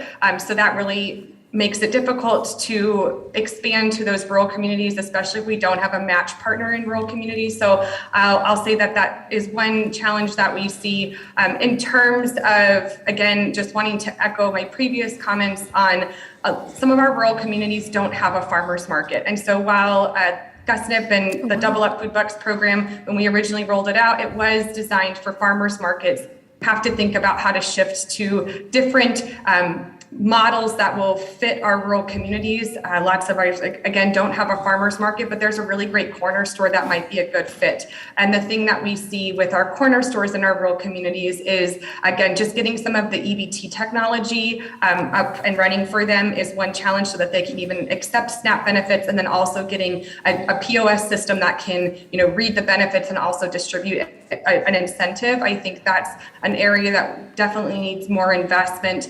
And then I think our model in particular, we do work on prioritizing local produce. And so with that, we do work with our corner stores on scaling up. So whatever they start at their baseline, we try to find ways that we can connect them with local growers in the region so that we see over time they have a percentage shift in the Thank you. I'm sorry to cut you off, but I want to hear from Mr. Smitkamp before my time runs out. Thank you very much. Just broaden the language. That's where we are. We want to complement. Frozen Foods wants to complement all other sources. And so we are there. We can get it to the small rural if they have the infrastructure to handle frozen. It's all about getting the language opened up to handle all forms, and then allowing us to do what we do best and get the product to the particular recipient. Thank you. I appreciate that. I really need more than 5 minutes to have this conversation. Mr. Chair, I yield back. I agree with you, General Lady. There's so much we want to do to help solve this food disparity problem. And now the gentleman from Indiana, Mr. Baird, is recognized for 5 minutes. Thank you, Mr. Chairman. Appreciate the opportunity to sit in on this important session. I really appreciate the witnesses being here. I think the expertise that you share with us really makes us better informed to try to improve these programs. And as we look at the 2023 Farm Bill, that's a real asset to us. I want to look at another little area. I think in many cases, food preparation can be just as important as the type of foods. So, we got these air fryers and so on now. So I'm interested in two things. Are there equipment that we could use that would be beneficial to people, and how many people have access to those sort of things, and then how much has education played a role in trying to help families identify a good nutrition program? So. I don't know anything about air fryers. My wife has one, but I don't know. I don't either, but I'd like to. But I will tell you that education is the key. There's so many things about, the leafy green vegetables that we're talking about, right? And people just don't accept them. I think when I serve in some of the nonprofits back home, you know, they just don't take the leafy greens and some of those things because they don't know how to prepare them. So there again, we have an access, it's already prepared for them and frozen.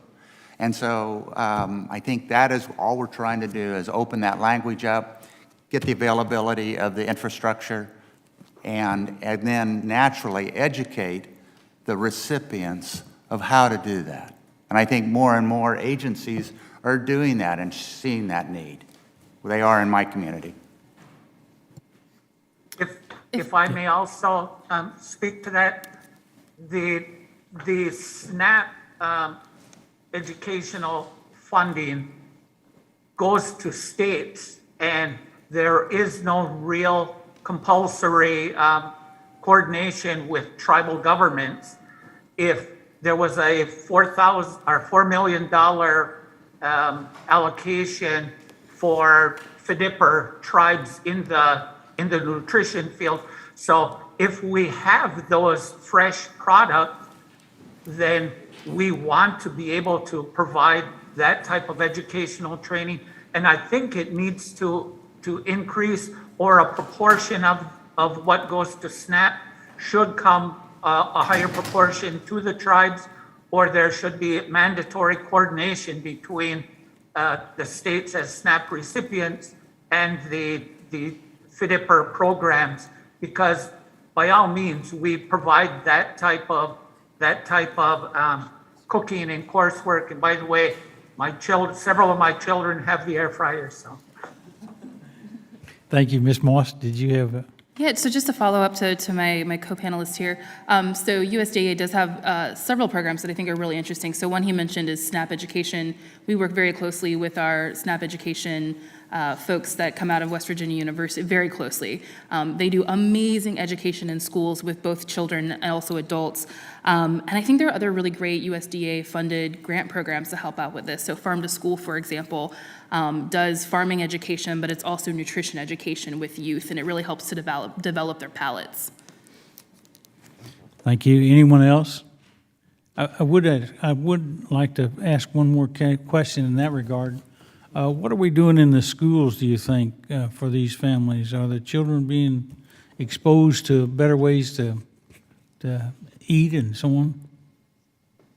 I can speak to the Farm to School program. I think the beauty of all of these programs is that there's a lot of collaboration that happens, and Farm to School is a great area where local farmers and nutrition, the SNAP Ed program can come in and teach kids about where their food's coming from. We know that we can only do so much to create local food. We also have to do work on both ends to increase education so that the demand for local food is also there. And that's where the Farm to School program is just a great way that that teaches kids about where their food comes from to increase their palates. Thank you very much. Anyone else? Well, a fun fact on that, I mean, the USDA has asked us as manufacturers to do a much more retail label so they can go on and get our website and look at education on that. You know, we're feeding 30 million children a day. So there's a lot of access out there. Thank you. My time's out, and so I yield back. Thank you. And now the gentlewoman from Ohio, Ms. Brown, is now recognized for 5 minutes. Thank you, Chairman Scott and Ranking Member Thompson, for holding this hearing today. And thank you to our expert panel for being here. Your perspectives are helpful as we look ahead to the next Farm Bill. The COVID-19 pandemic put tremendous strain on our nation's food system. We saw our nation's hunger crisis expand our food supply chain challenge. And this is why I work with my colleagues to introduce the Find Food Act to meet the demand in the face of declining food donations. So, Mr. Wade, as you mentioned in your testimony, food banks are paying almost 40% more to purchase nearly the same amount of food as last year, and prices continue to rise. How would additional TFAP investments help your food bank and others across the country in the 2023 Farm Bill? Thank you for the question, Congresswoman. expanded TFAP funding would make a critical difference, particularly for food banks serving smaller communities, where TFAP commodities make up a much higher percentage of the total volume of food that they distribute in those local communities.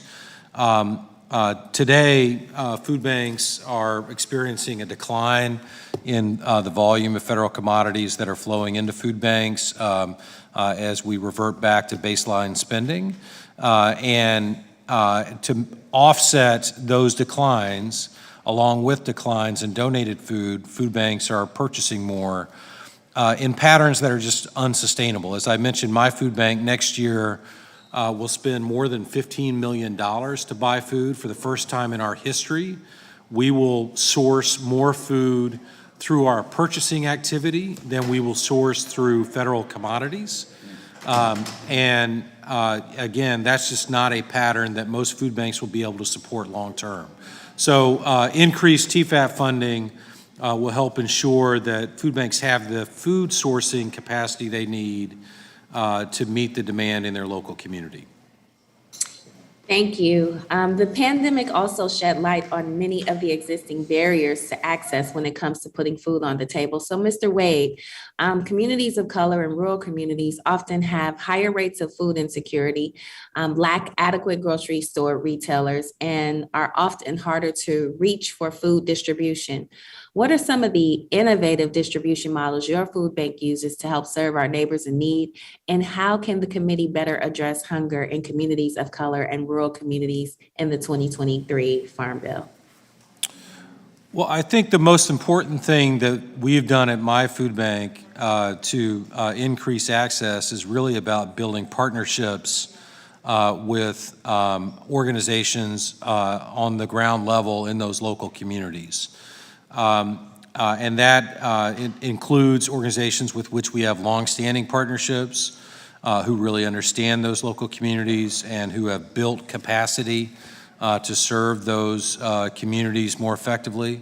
It also includes organizations where we built relationships kind of on the fly in the midst of crisis during the pandemic. So we worked with a lot of schools, a lot of governmental organizations, city council leaders to host mobile distributions in urban communities, in rural communities, and everywhere in between, so that we could target parts of the region where we did not have existing food partners to get food there ordinarily. And that really helped us fill those gaps in a way that was critically important during that crisis. So mobile distribution, partnerships, and investments in capacity are really the keys to ensuring that every part of our region has access. Well, thank you very much. I know that in my community, we have begun to partner with organizations such as DoorDash to help some of our seniors get access. And so those are innovative ideas that I hope we're doing research that could potentially have a greater impact. So an important point in closing that you touched on in your testimony that often gets lost is that TFAP is not only an important program for families, but for farmers as well. And so I just look forward to working with my colleagues on both sides of the aisle to address this issue. And with that, Mr. Chairman, I thank you and I yield back. Thank you, Ms. Brown. And now the gentleman from Iowa, Mr. Finstra, is recognized for 5 minutes. Thank you, Chairman Scott and Ranking Member Thompson. Thank you for having this hearing, and I appreciate all your testimony. It's very useful as we look at the 2023 Farm Bill as we move forward. The 4th District in Iowa, where I'm from, my district, is made up of many small rural communities. Ms. Moss, you mentioned in your testimony that requiring some federal grants to be reimbursable has a negative impact on smaller communities. Can you speak on this more, what your thoughts are when you noted that? Certainly. So almost all federal grants are reimbursable. Yep. So you have to spend the money, wait 4 weeks to 4 months to get reimbursed. And this can be, $20,000. It could be $200,000. I was actually just on the phone with one of our food bank directors who had to spend $600,000 and is still waiting on reimbursement 6 months later. It's really challenging to maintain that kind of a cash flow if you're a small organization. So I fully agree with you. So what is your solution? Especially, we have all these small locations in my communities and stuff. So what could we do to create a better system when it comes to reimbursement or getting away from reimbursement?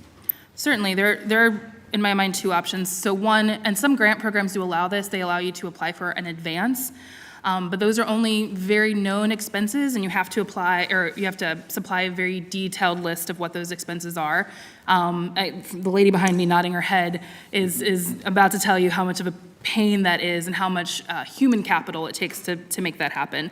The other option is do what a lot of philanthropic organizations do, and they will cut a check annually or every 6 months for what you said you would need for that period. So that'd be like a grant application. Yes, essentially. And in a lot of the programs we're talking about are grants, GusNIP, Yes. Yes. HFFI. So with that, Mrs. Moss, which programs that you discussed in your testimony are most beneficial to rural America? Again, my district, I'm just thinking about, are there programs that are better serving rural communities and small communities than others?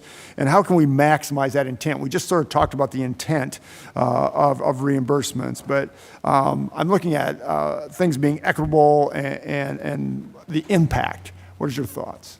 So certainly, Healthy Food Financing Initiative is fantastic in rural communities because rural communities are experiencing the big box stores pulling out. So that program really helps to have retail close by. GusNIP, of course, is a fantastic program. And this is not part of the discussion today, but AMS has the Farmers Market and Local Food promotional programs, also fantastic Farm Bill programs to really maximize that local agriculture. I think one of the biggest things is match. Rural communities just don't have the funding that cities have. Philanthropy doesn't invest in rural communities. No, exactly. I tend to agree with that. Do you look at a private-public partnership, meaning that would there be a way that we should incentivize, I think of my larger grocery chains, things like that, where we can give them some incentivization to help our local food banks and things like that? I think my colleague to the left would probably be better suited to speak to that, and I think there are a lot of partnerships with food banks. Well, there are certainly, the majority of food banks in the country are located in smaller communities. And in the state of Iowa, where there are several outstanding food banks serving that state that are doing a lot of innovative things to grow capacity in the state. I think we have a lot of incentives in place to encourage large grocery store chains to donate and to support food banks and other charitable feeding programs. And certainly just enhancing those incentives can continue to grow our partnerships. I think probably the biggest thing to contemplate in increasing access in local communities that are in the food bank serving smaller communities is one, to beat a dead horse, TFAP funding is really critical. So in my food bank, large metro area, 30% maybe of our food comes from federal commodities. In a smaller community, like those serving in Iowa, it'll be over 50% coming from federal commodities. Yeah, I appreciate you saying that. I just look at, my in-laws, we have a large cattle operation, a hog operation, stuff like that. And I think there's always, to me, opportunities, not only with grocery, but also the agricultural producers on how we could partner up and help food banks and stuff like that. Thank you. I'm out of time. I yield back. Thank you. And now we recognize the gentlewoman from Maine, Miss Pingree, for 5 minutes. Thank you so much, Mr. Chair. Thank you for holding this important hearing, and thank you to all of our panelists. You do wonderful work, all of you, and I really appreciate it. And you're really helping to inform our committee as we look into the future of the Farm Bill and other funding issues that we have to deal with. So let me just start with Mr. Wade. Thank you for the great work you do at the food bank. And I think in the last answer, you said you hate to keep beating a dead horse on the TFAP program, but as far as I'm concerned, you can keep beating that drum as long as you want, because I am particularly concerned about what's going to happen when we revert to pre-pandemic levels. And you've talked about that quite a bit. So thank you for emphasizing that. I just want to ask a somewhat more obscure question, but something we've heard about. We're served by the Good Shepherd Food Bank here in Maine, and they do an incredible job. But they brought up to us some challenges with the Emergency Food Assistance Program, where the implementation guidelines limit participating agencies to 501c3 nonprofits when their partner networks now include schools, hospitals, and municipalities. I'm just wondering if you've had similar experiences and if you have any suggestions about that challenge. Well, we certainly work a lot with schools in our community, and we work with a variety of other entities. As I mentioned, during the pandemic, we worked with a number of municipal governmental leaders to host food distributions, and doing that did create some complexity in how we distributed TFAP products and other federally funded types of products. And so increasing flexibilities is something we would always support. It just helps us move faster to get food to where it is needed. Obviously, we have to balance that against the need for accountability and the need for organizations that have good operating practices, know what they're doing to handle food safely, and that can adhere to other kinds of standards. But we think we can accomplish that while still maintaining greater flexibility that allows the whole system to move faster. Well, thank you for that. Maybe that's something we could look into the future in terms of that flexibility. So that's an important point, I think. Dr. Gruner, you again are also doing great work, and thank you for all of your testimony today. I'm really interested in the locally sourced side of this. I think particularly now with the supply chain issues that we've worried about and are working on, the more we can do to expand those local networks is really important. And in previous farm bills, I've worked on the language that allowed SNAP beneficiaries to shop at farmers markets like everyone else. So that's very important to me. I know there have been some concerns raised about insufficient access in rural communities, which is kind of ironic since in the rural communities, that's where we're producing so much of the food. I come from a very rural state. And I know you've already talked about this a little bit, but could you have anything else to add about the challenges that we could address or successes that we can build on when we're prioritizing locally grown food through GusNIP? Yeah, I think in addition, GusNIP having the model that prioritizes local food, I think is really important. But I also think that when looking at all the different programs that are in Farm Bill, I think there's a really untapped resource with our small local producers, especially in our rural areas.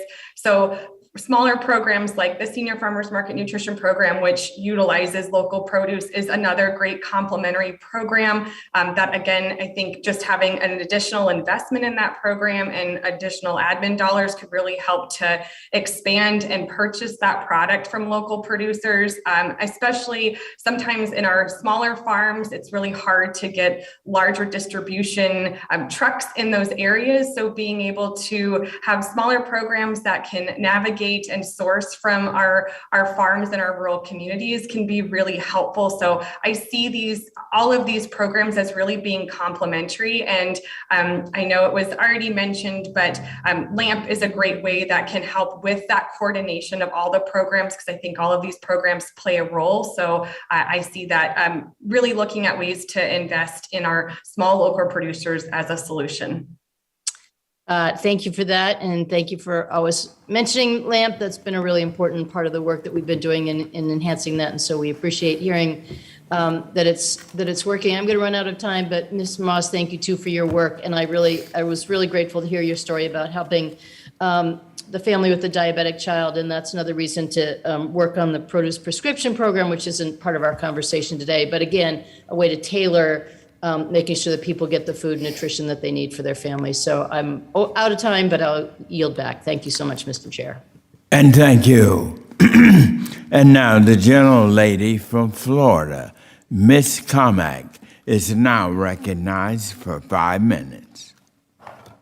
Thank you, Chairman Scott, and thank you to all our witnesses for appearing before the committee today.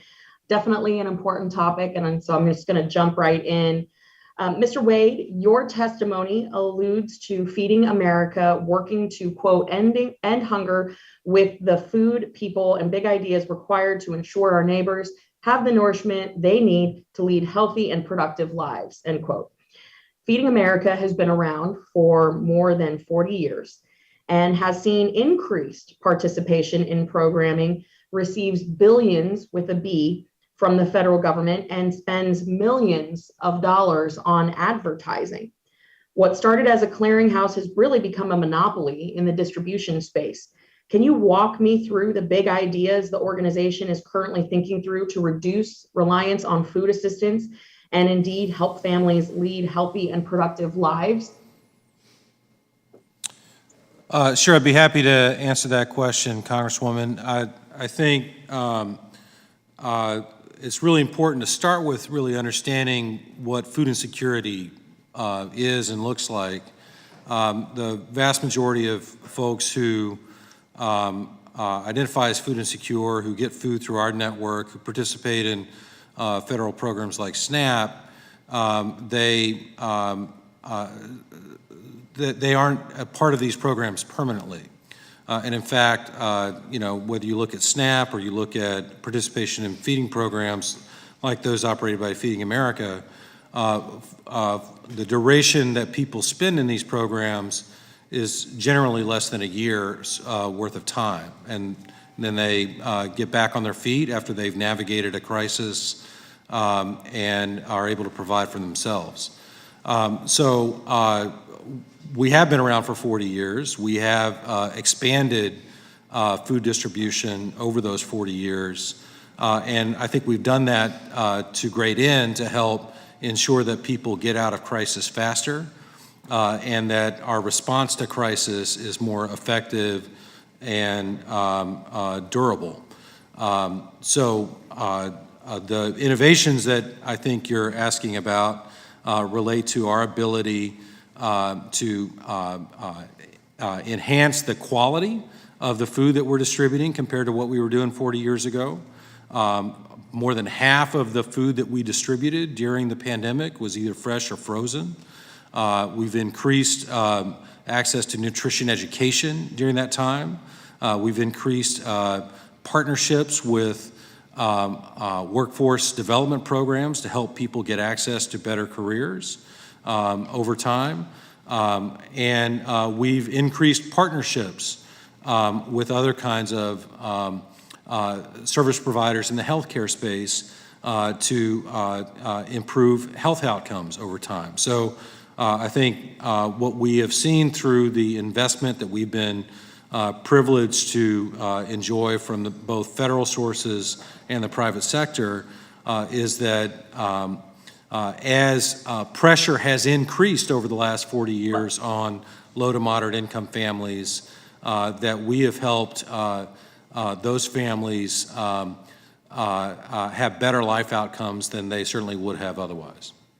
Well, and Ms. Wade, I'll submit a follow-up question for the record, but I'm running out of time, so I'm just going to jump into my second question. Feeding America states that for every one meal provided, SNAP provides 9.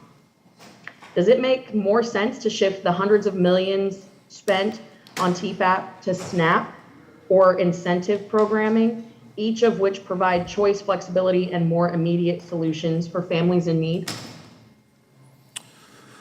So we think the safety net that's provided by the combination of these nutrition programs are complementary and important to be taken together.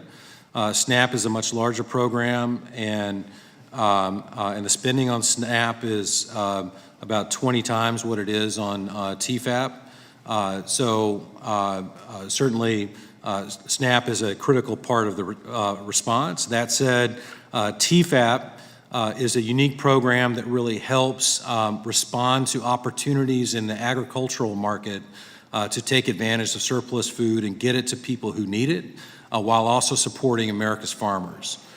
So we don't think canceling that program out would continue to support our farmers in the way that TFAP does today, and we also think it would be a net loss to the families that we serve collectively in the hunger relief space. I'd also say, you mentioned a monopoly in the feeding programs. It's important to remember that Feeding America works with 60,000 community-based programs across the country, 2/3 of which are faith-based organizations, probably a significant percentage of which are led by BIPOC leaders, and a significant number of which serve majority minority communities. So, well, and Mr. Wade, my time has expired, and so I want to be sensitive to the chairman's time. I would just like to follow up with, I do believe there is a licensing fee that many of those entities have to use in order to use the Feeding America name. But with that, I yield back. Thank you. And now the gentlewoman from New Hampshire, Ms. Custer, is now recognized for 5 minutes. Thank you so much, Mr. Chairman, and thank you, Mr. Wade, for bringing up the health benefits. I think Dr. Schreier and I both serve on both the Health Subcommittee on Energy and Commerce and on Agriculture. And I'd love to have a joint hearing at some point about the health benefits of these important issues and programs in the nutrition title of the Farm Bill, not just SNAP, but these nutrition programs that take a holistic approach to food security and the safety net, but also to helping families address health issues, the most expensive health issues, diabetes, heart disease, obesity. All of that can benefit from the work that you're doing, not just to mitigate hunger, but help stabilize families and help them address their health and well-being, eating more fruits and vegetables, eating those leafy greens that we've talked about this morning. That safety net is more critical than ever as we recover our supply chains from the height of the pandemic and navigate the food and fuel shortages stemming from Russia's unconscionable invasion of Ukraine. We know that the result of the pandemic and the war are higher prices at the grocery store and leading to greater reliance on food banks and community resources at a time when they're already stretched thin. And so it's so important today that we talk about how do we reduce costs, but also how do we provide that important safety net. And for me, a big part of this, as Representative Pingree brought up, is having food grown closer to where it's consumed, because we can bring down those high transportation costs, the trucking, the shipping, et cetera.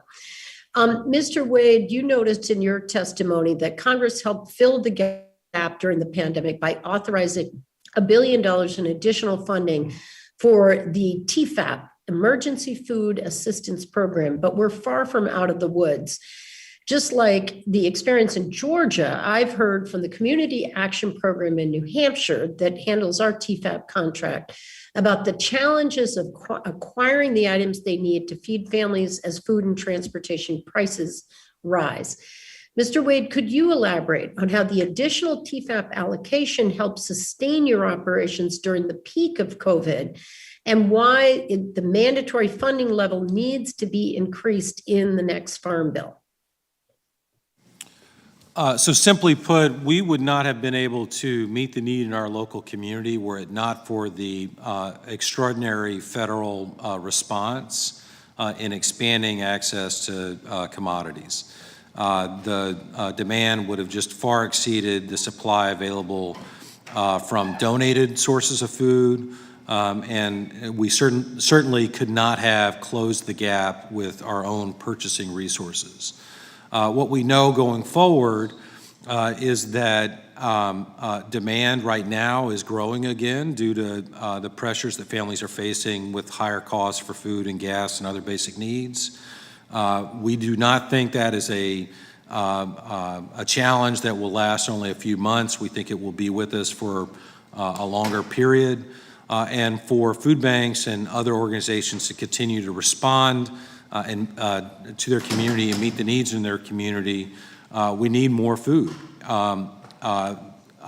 Being able to provide all that food with our own purchasing resources is not a sustainable solution, and it might be something we can do over the course of a year or two, but having a higher level of mandatory funding for TFAP in the next Farm Bill will help ensure a predictable, robust supply of food for emergency food providers over the long term as we continue to work to meet the need for increased levels of demand for food assistance.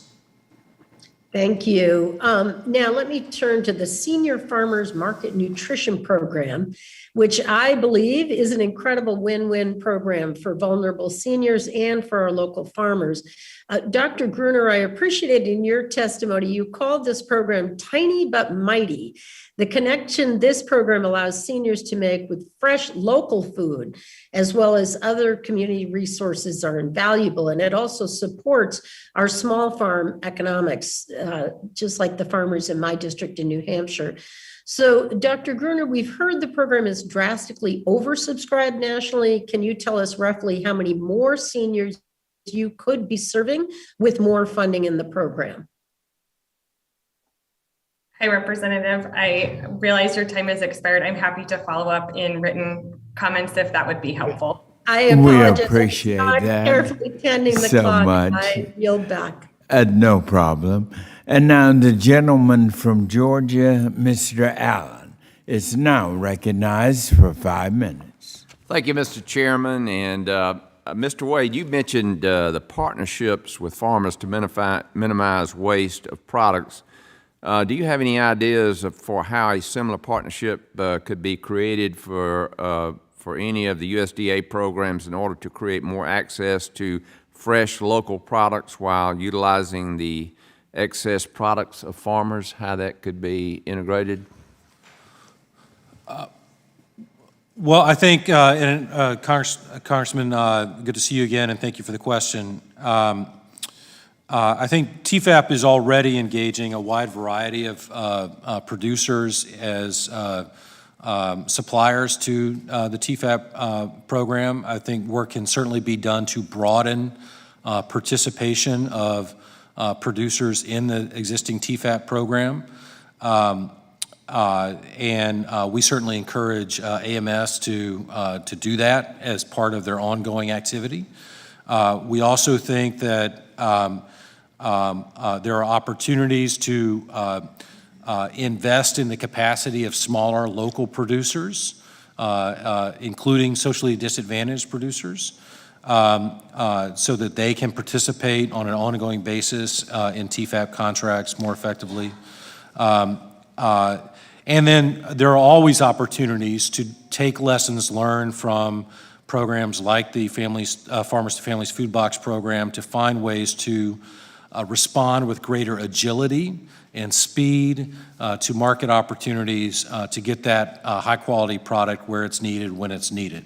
Well, your comments are important here, and your input's important because we'll be working on a new Farm Bill in the next Congress, and we want to see how these non-SNAP USDA nutrition programs are working, and in the improvements that we need to make to those programs to make sure that we are doing everything we can do to make sure folks get good and nutritious food. This is a question for all of our folks who are here testifying today. Much of the testimony we have received thus far by the 117th Congress, including today's, includes calls to strengthen programs. And of course, when I hear calls for strengthening, I immediately think of we need additional funding. And for our witnesses today, seeing Title IV alone will cost taxpayers more than $1.1 trillion over the next 10 years. How do you reconcile that with your programmatic recommendations? And we'll start off with you, Mr. Smitkamp, I believe, if I'm reading that correct. Well, I guess if I understand the question, how do we recognize when the cost of fuel is going up, how we can supply all the things that we need to do? But I think in the frozen food world, we are probably the most efficient folks to be able to produce a pound, a serving that needs to go to these communities. So with that, I believe the frozen food industry is doing their job to continue to eliminate waste, give a value, and complement what fresh is, and when they run out or when they have oversupply.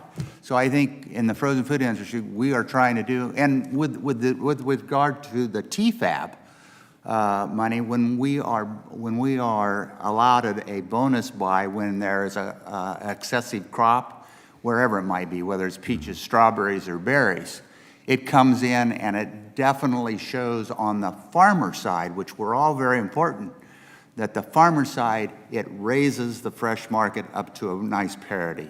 Right. So the TFAB program is good. Good, and so it sounds like that your threats are external things you can't control, and so that's going to be part of your ask.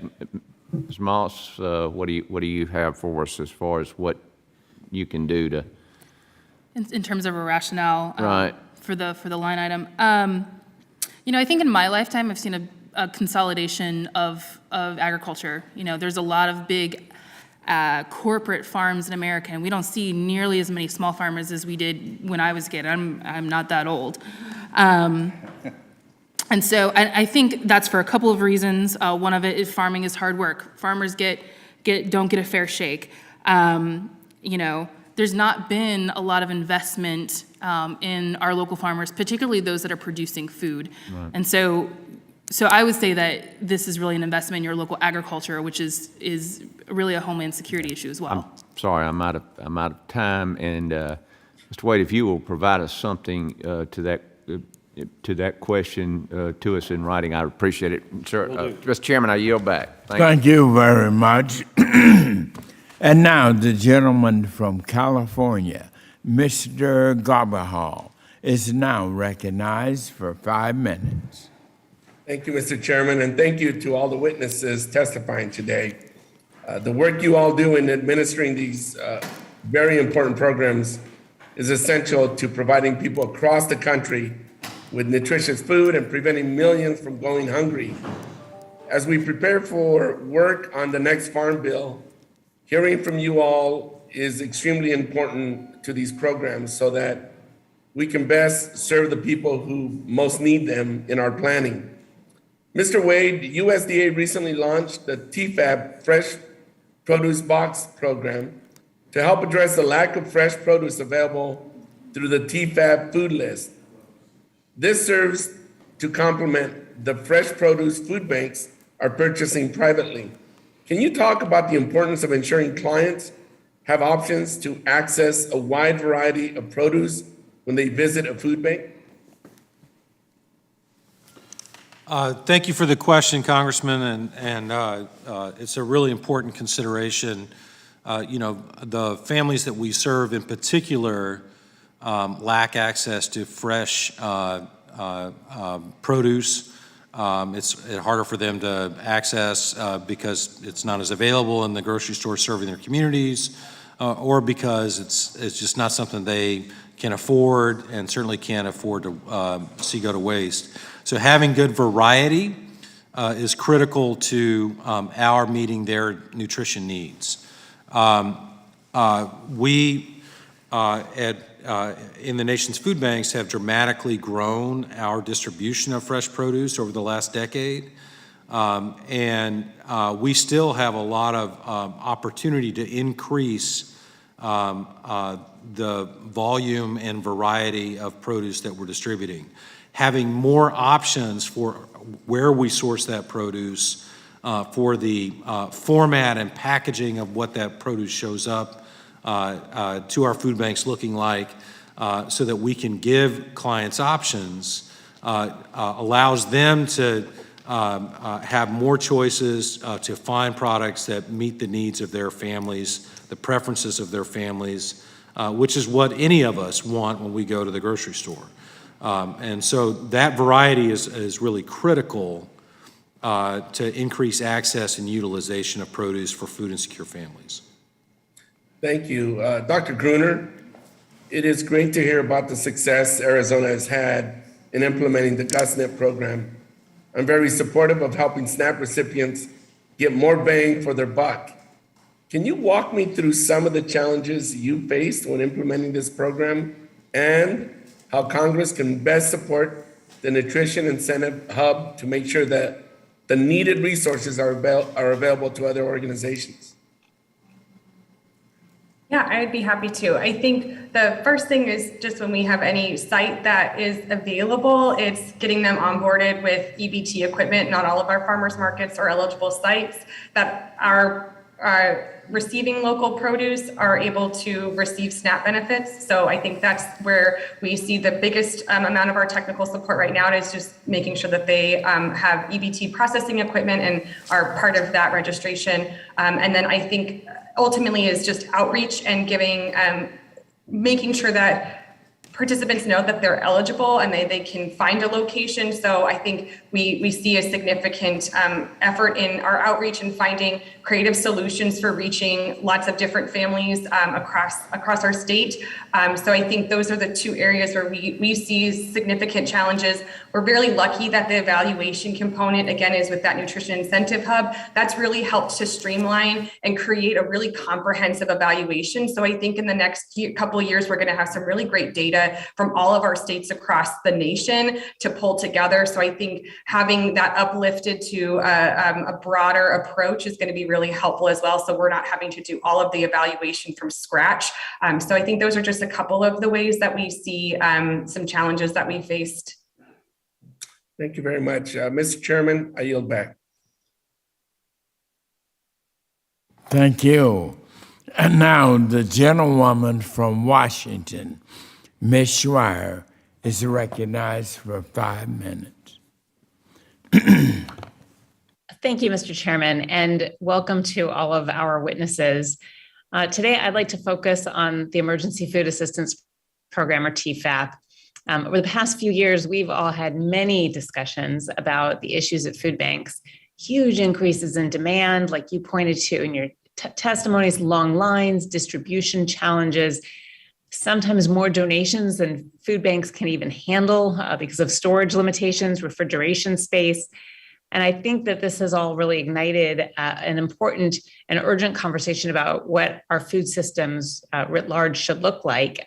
I want to first just highlight the incredible work of two organizations in my district. First, the Bonnie Lake Food Bank is charting a new path forward for the operation of food banks and food pantries. They saw a 700% increase in customers due to the COVID-19 pandemic. And because of that, they began developing a new food insecurity project that focuses on increasing access for the surrounding area by building in consideration of convenience for customers and transportation and help with language barriers. And they're also supplementing the TFAP foods that they receive with weekly purchases of fresh produce from nearby farms to create a food bank that really looks and feels more like a market. The second that I'd like to really highlight is Cascadia Produce, a food aggregator and distributor in Auburn, Washington. In response to some of the systemic barriers preventing small and underserved farmers from accessing market opportunities, Cascadia Produce is championing a new model of coordinated collaboration to act as an incubator and create a path for underserved food businesses to bid and execute future contracts on their own. And this work is ensuring that communities throughout Washington are fed by local farmers in a way that creates jobs, sustains local farms, and strengthens the entire food network. I wanted to share these examples because I think this is the kind of work that TFAP can and should help to support. And federal investment through TFAP and the other feeding programs we're discussing today really has the potential to act as a catalyst for creating circular local food systems that support our family farms while also feeding our communities. So that's why I'm working on legislation that would improve our food and agricultural supply chain by modifying the procurement side of TFAP to provide emergency feeding organizations with better access to healthy, locally grown food. Mr. Wade, I have a question for you. in meeting with stakeholders throughout my district in Washington State, one thing I've heard time and again is the need for work to be really locally led. People have told me that the pandemic food box program, for example, however well intended, and it was really well intended, demonstrated that the federal agencies just don't have the on-the-ground local knowledge and connections to adapt to the need of every different community and different food banks with different capabilities. So I wanted to ask you, Mr. Wade, about your view here. How did the Atlanta Community Food Bank work to get food, as you said in your testimony, to the people who need it, when and where they need it during the pandemic? Well, I think, and thank you for the question, the key to our success in being responsive to the needs of the community is that we have built over more than 40 years of practice, really deep relationships on the ground in communities across our region.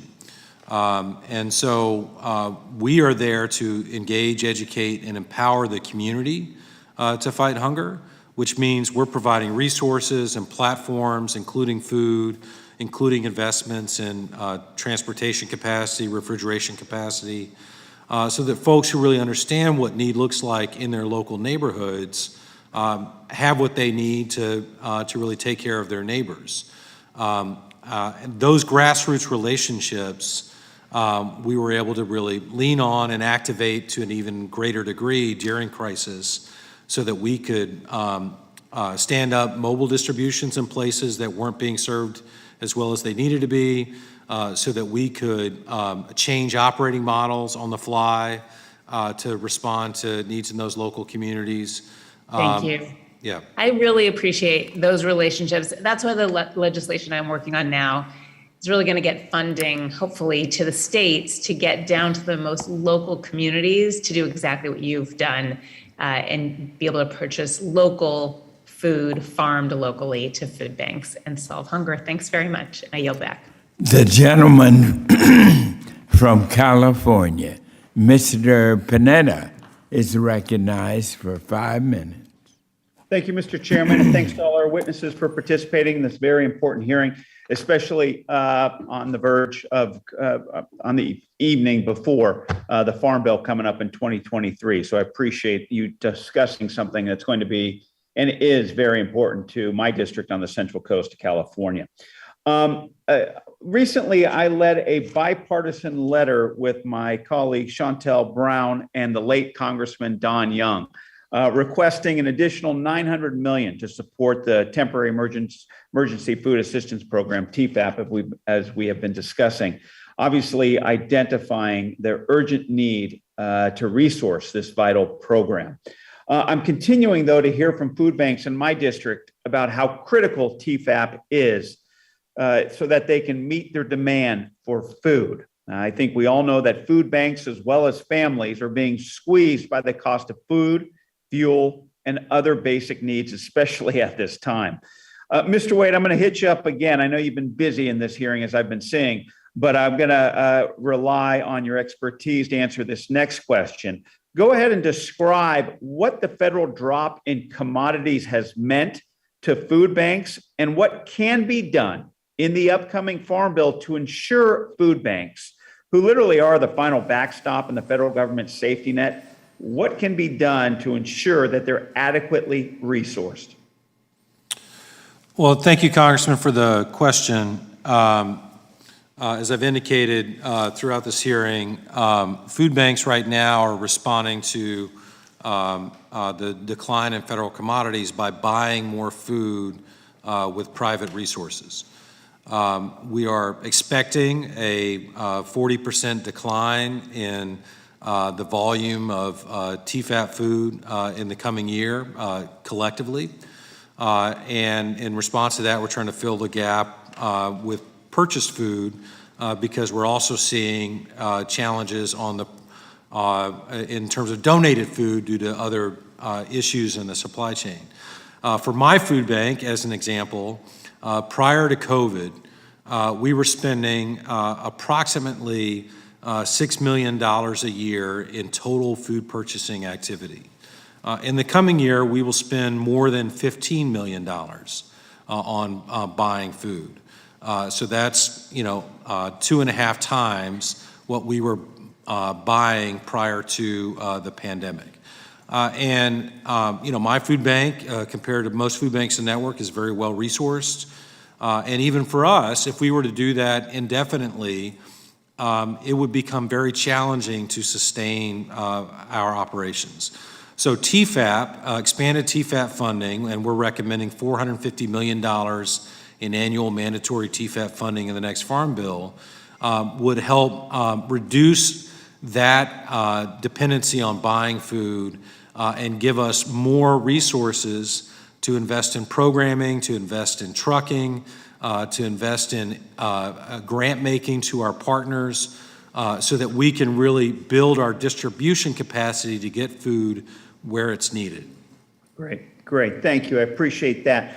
Dr. Gruner, I got two for you. Obviously, you understand the importance of using SNAP, especially obviously to buy fresh fruits and vegetables, but also at farmers markets. And unfortunately, there are some barriers there that SNAP beneficiaries have in using their benefits at farmers markets. What are some of those barriers, and how can we make it a little bit easier for people to use their SNAP benefits at farmers markets? I'll take a perspective from our rural areas.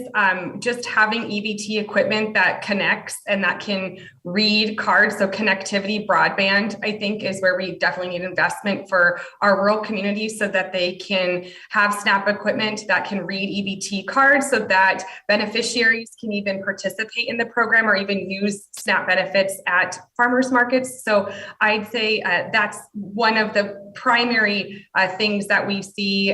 Just an additional investment and a need for technology support in our rural communities. I'm sorry, you had one more, so I want to just give you opportunity. Thank you. Real quickly on the GusSNP, how can we utilize online SNAP to improve the experience and increase access to fresh fruits and vegetables through the use of GusSNP? I'd love to submit some more. It's a complex answer, but I will just say, thinking about online SNAP has to be part of a solution for how we think about modernization, and using the Farm Bill to really lay that groundwork is really important. So it has to be part of how we think about it. Outstanding. Thank you. Thanks to the witnesses. Thank you, Mr. Chairman. I yield back. And now the gentlelady from Ohio, Ms. Capter, is now recognized for 5 minutes. Thank you, Mr. Chairman. What an outstanding set of witnesses you've gathered today. And I want to thank you all on behalf of the people of Ohio that I represent for the tremendous job that you do in representing all of America. Your experience will influence us in drafting this Farm Bill. And I wanted to just mention that in another bill Congress passed, which is the Infrastructure and Jobs Bill, there's funding there for energy systems, new energy systems. Many of the food banks and even farmers markets that we operate around the country could be much more efficiently run if they had modern power, and even some generator backups for some of our freezers and some of our food banks. I would urge you to look at that bill and put together you'd have to give it a name, a food network plan for the regions that you represent, whether it's West Virginia, California, Georgia, wherever it might be, and take a look at that bill. And also on broadband, which Dr.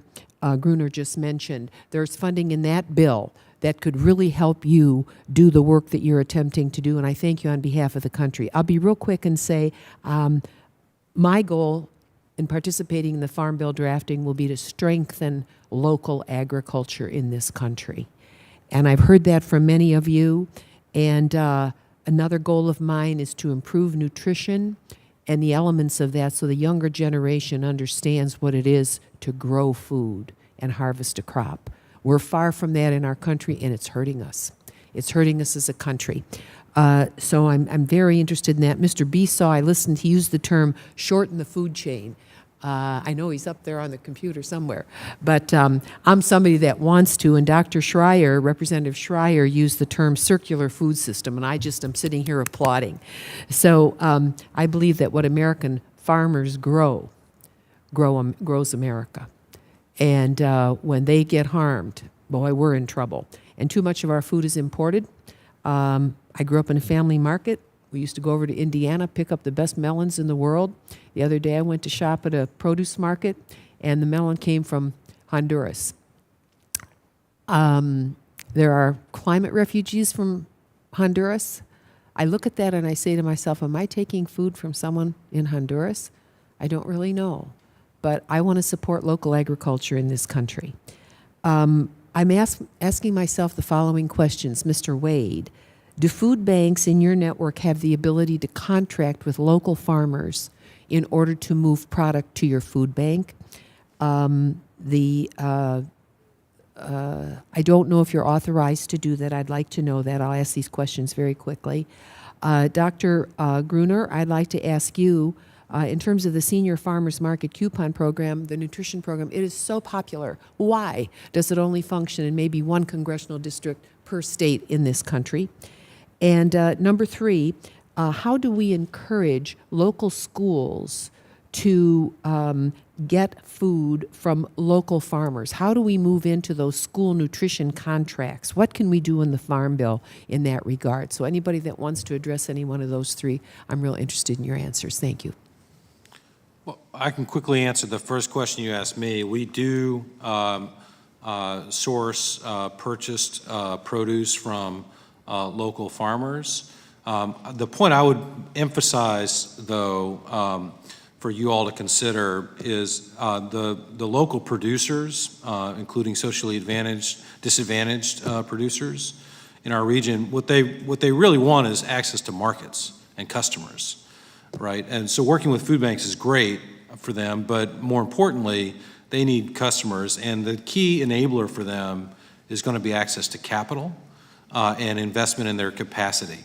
And so in addition to helping folks participate more regularly in the TFAP program as suppliers, the more we can do through a variety of programs with the Farm Bill, with FSA programs, is help these smaller producers get access to capital to invest in their capacity so that they can build customer relationships. I agree with you, Mr. Wade. I want to cut you off, but in terms of what we can do through a Farm Bill, we can empower our local food banks to buy from local farmers, because our local farmers are the major donors to our food banks, at least where I come from.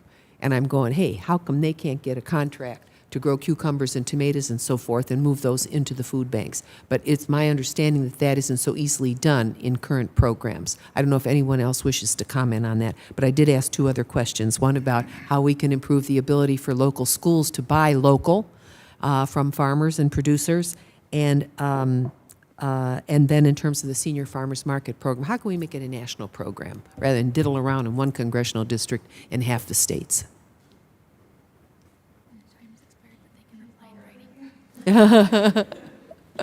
If I don't mind, time has expired, but that was a very important question, and we would appreciate it if each of you could respond to Ms. Capter in person.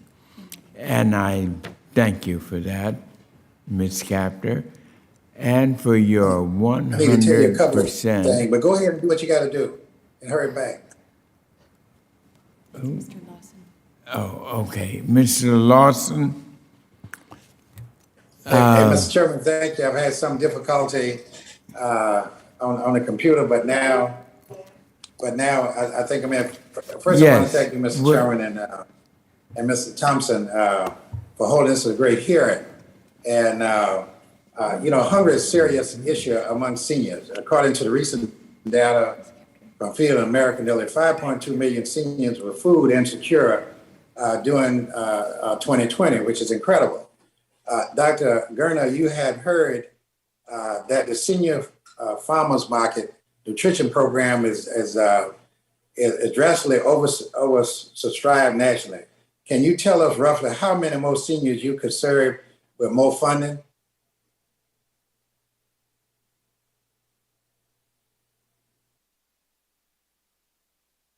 Are they gonna? Yeah, Mr. Lawson, can you repeat the question and who you directed it to? Yeah, Mr. Chairman, I don't know whether you could hear me, but it was directed to Dr. Gruner. I was talking about the 5.2 million seniors that was food insecure in 2020. And my question was, we have heard that seniors farmer market nutritional program is drastically over subscribed nationally. And I was asking Dr., can you tell us roughly how many more seniors you could serve with more funding? Thank you, Representative. I think where we see opportunity is we also need an additional investment in admin. When we talk to some of our neighboring states, I think where we see commonality is a lot of us are limited in how much outreach we can do. And so speaking of the program only being in a couple of congressional districts, that's really because the personnel time is so strapped, especially in a state like Arizona. We're 6th largest state. And so getting to all of our rural communities and getting out and transportation there and getting programs up and running there, technical support there, and then also just distributing coupons or whatever the incentive model there is quite challenging. And so I think additional admin would really help us to expand our capacity. In Arizona, we served just over almost 1,400 seniors last year, but we're also capped at our CFAP program is, as that's like one of the entry points. We have created an additional way that we can do an eligibility waiver, but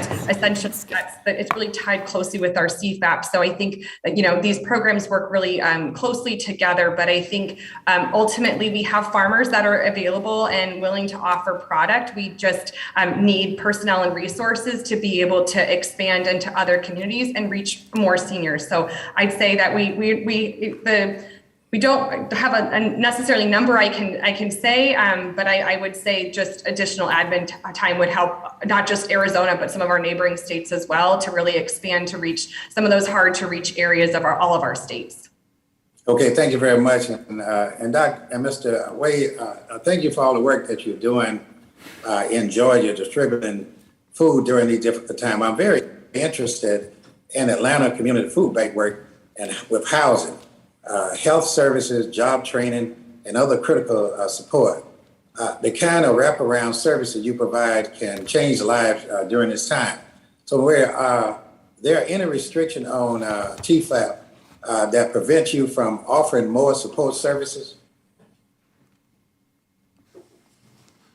There are no restrictions in TFAP that prevent us from offering more services. The way we typically do that is by partnering with other organizations that are expert in those areas. We're really good at moving food. We're really good at building partnerships on the grassroots level and investing in the capacity of other organizations. Those other organizations are really good at job training or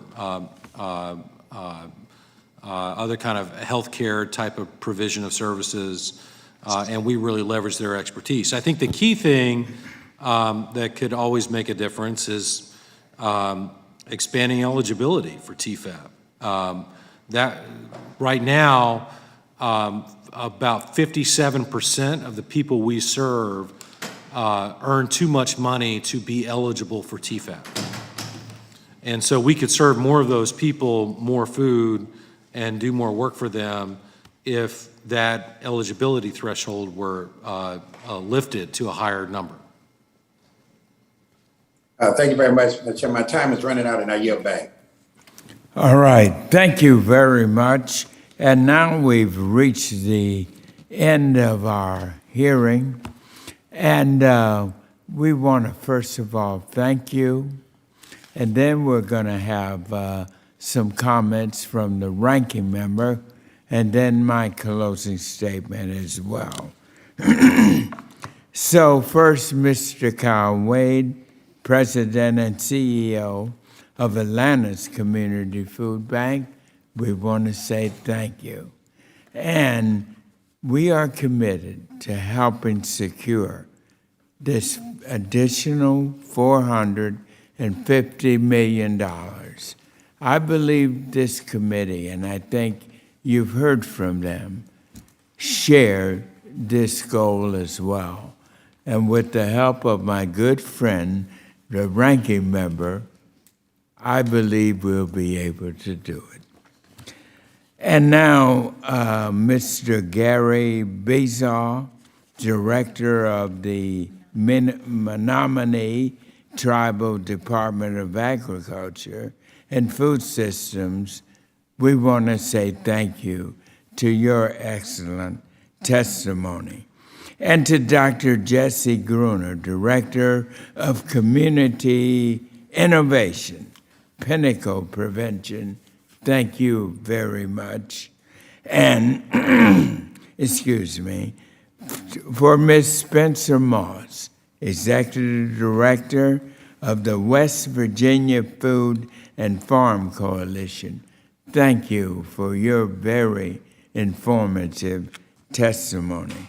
And Mr. William Smitkamp, President and CEO of the Wamana Frozen Foods, on behalf of the American Frozen Food Institute.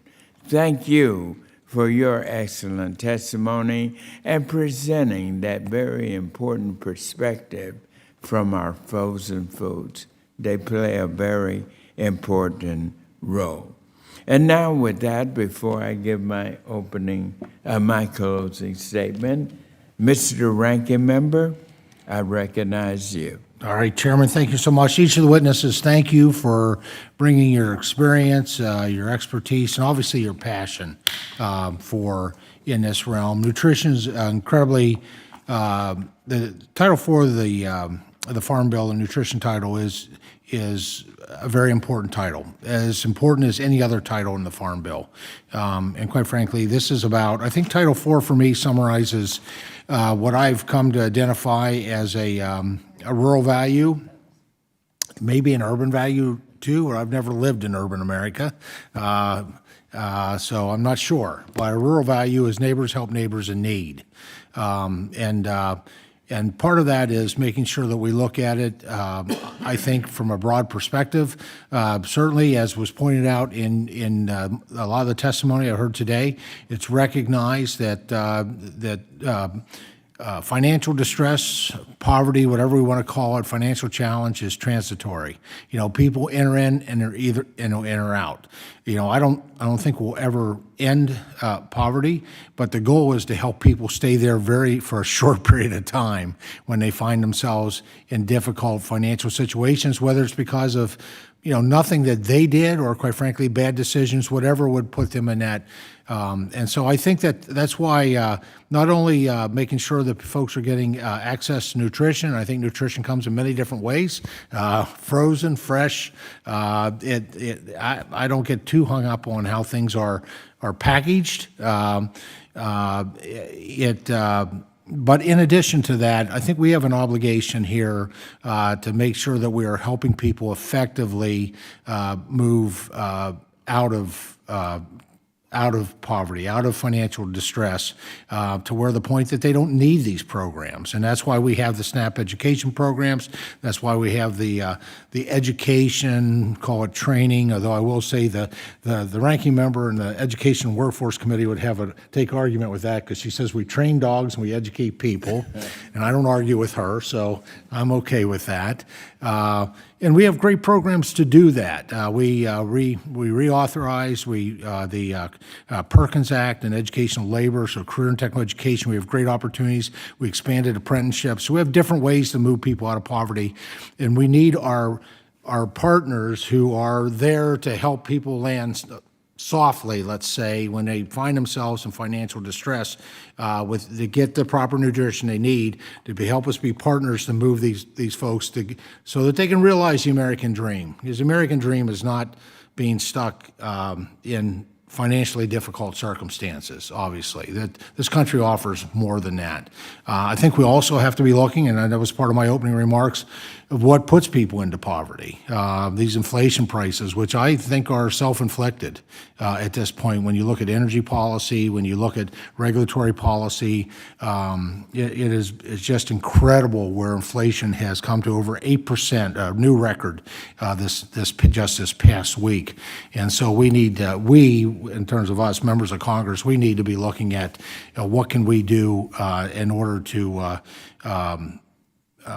to correct the course of the policies we've seen over the past couple years, that lead people into those poverty circumstances. So we have a stunning statistic, and I'm going to round off numbers. I apologize if I get it wrong by a decimal point, but there's somewhere in the neighborhood of 11.2 jobs open and available in this country today. That's more than maybe any time in our lifetime.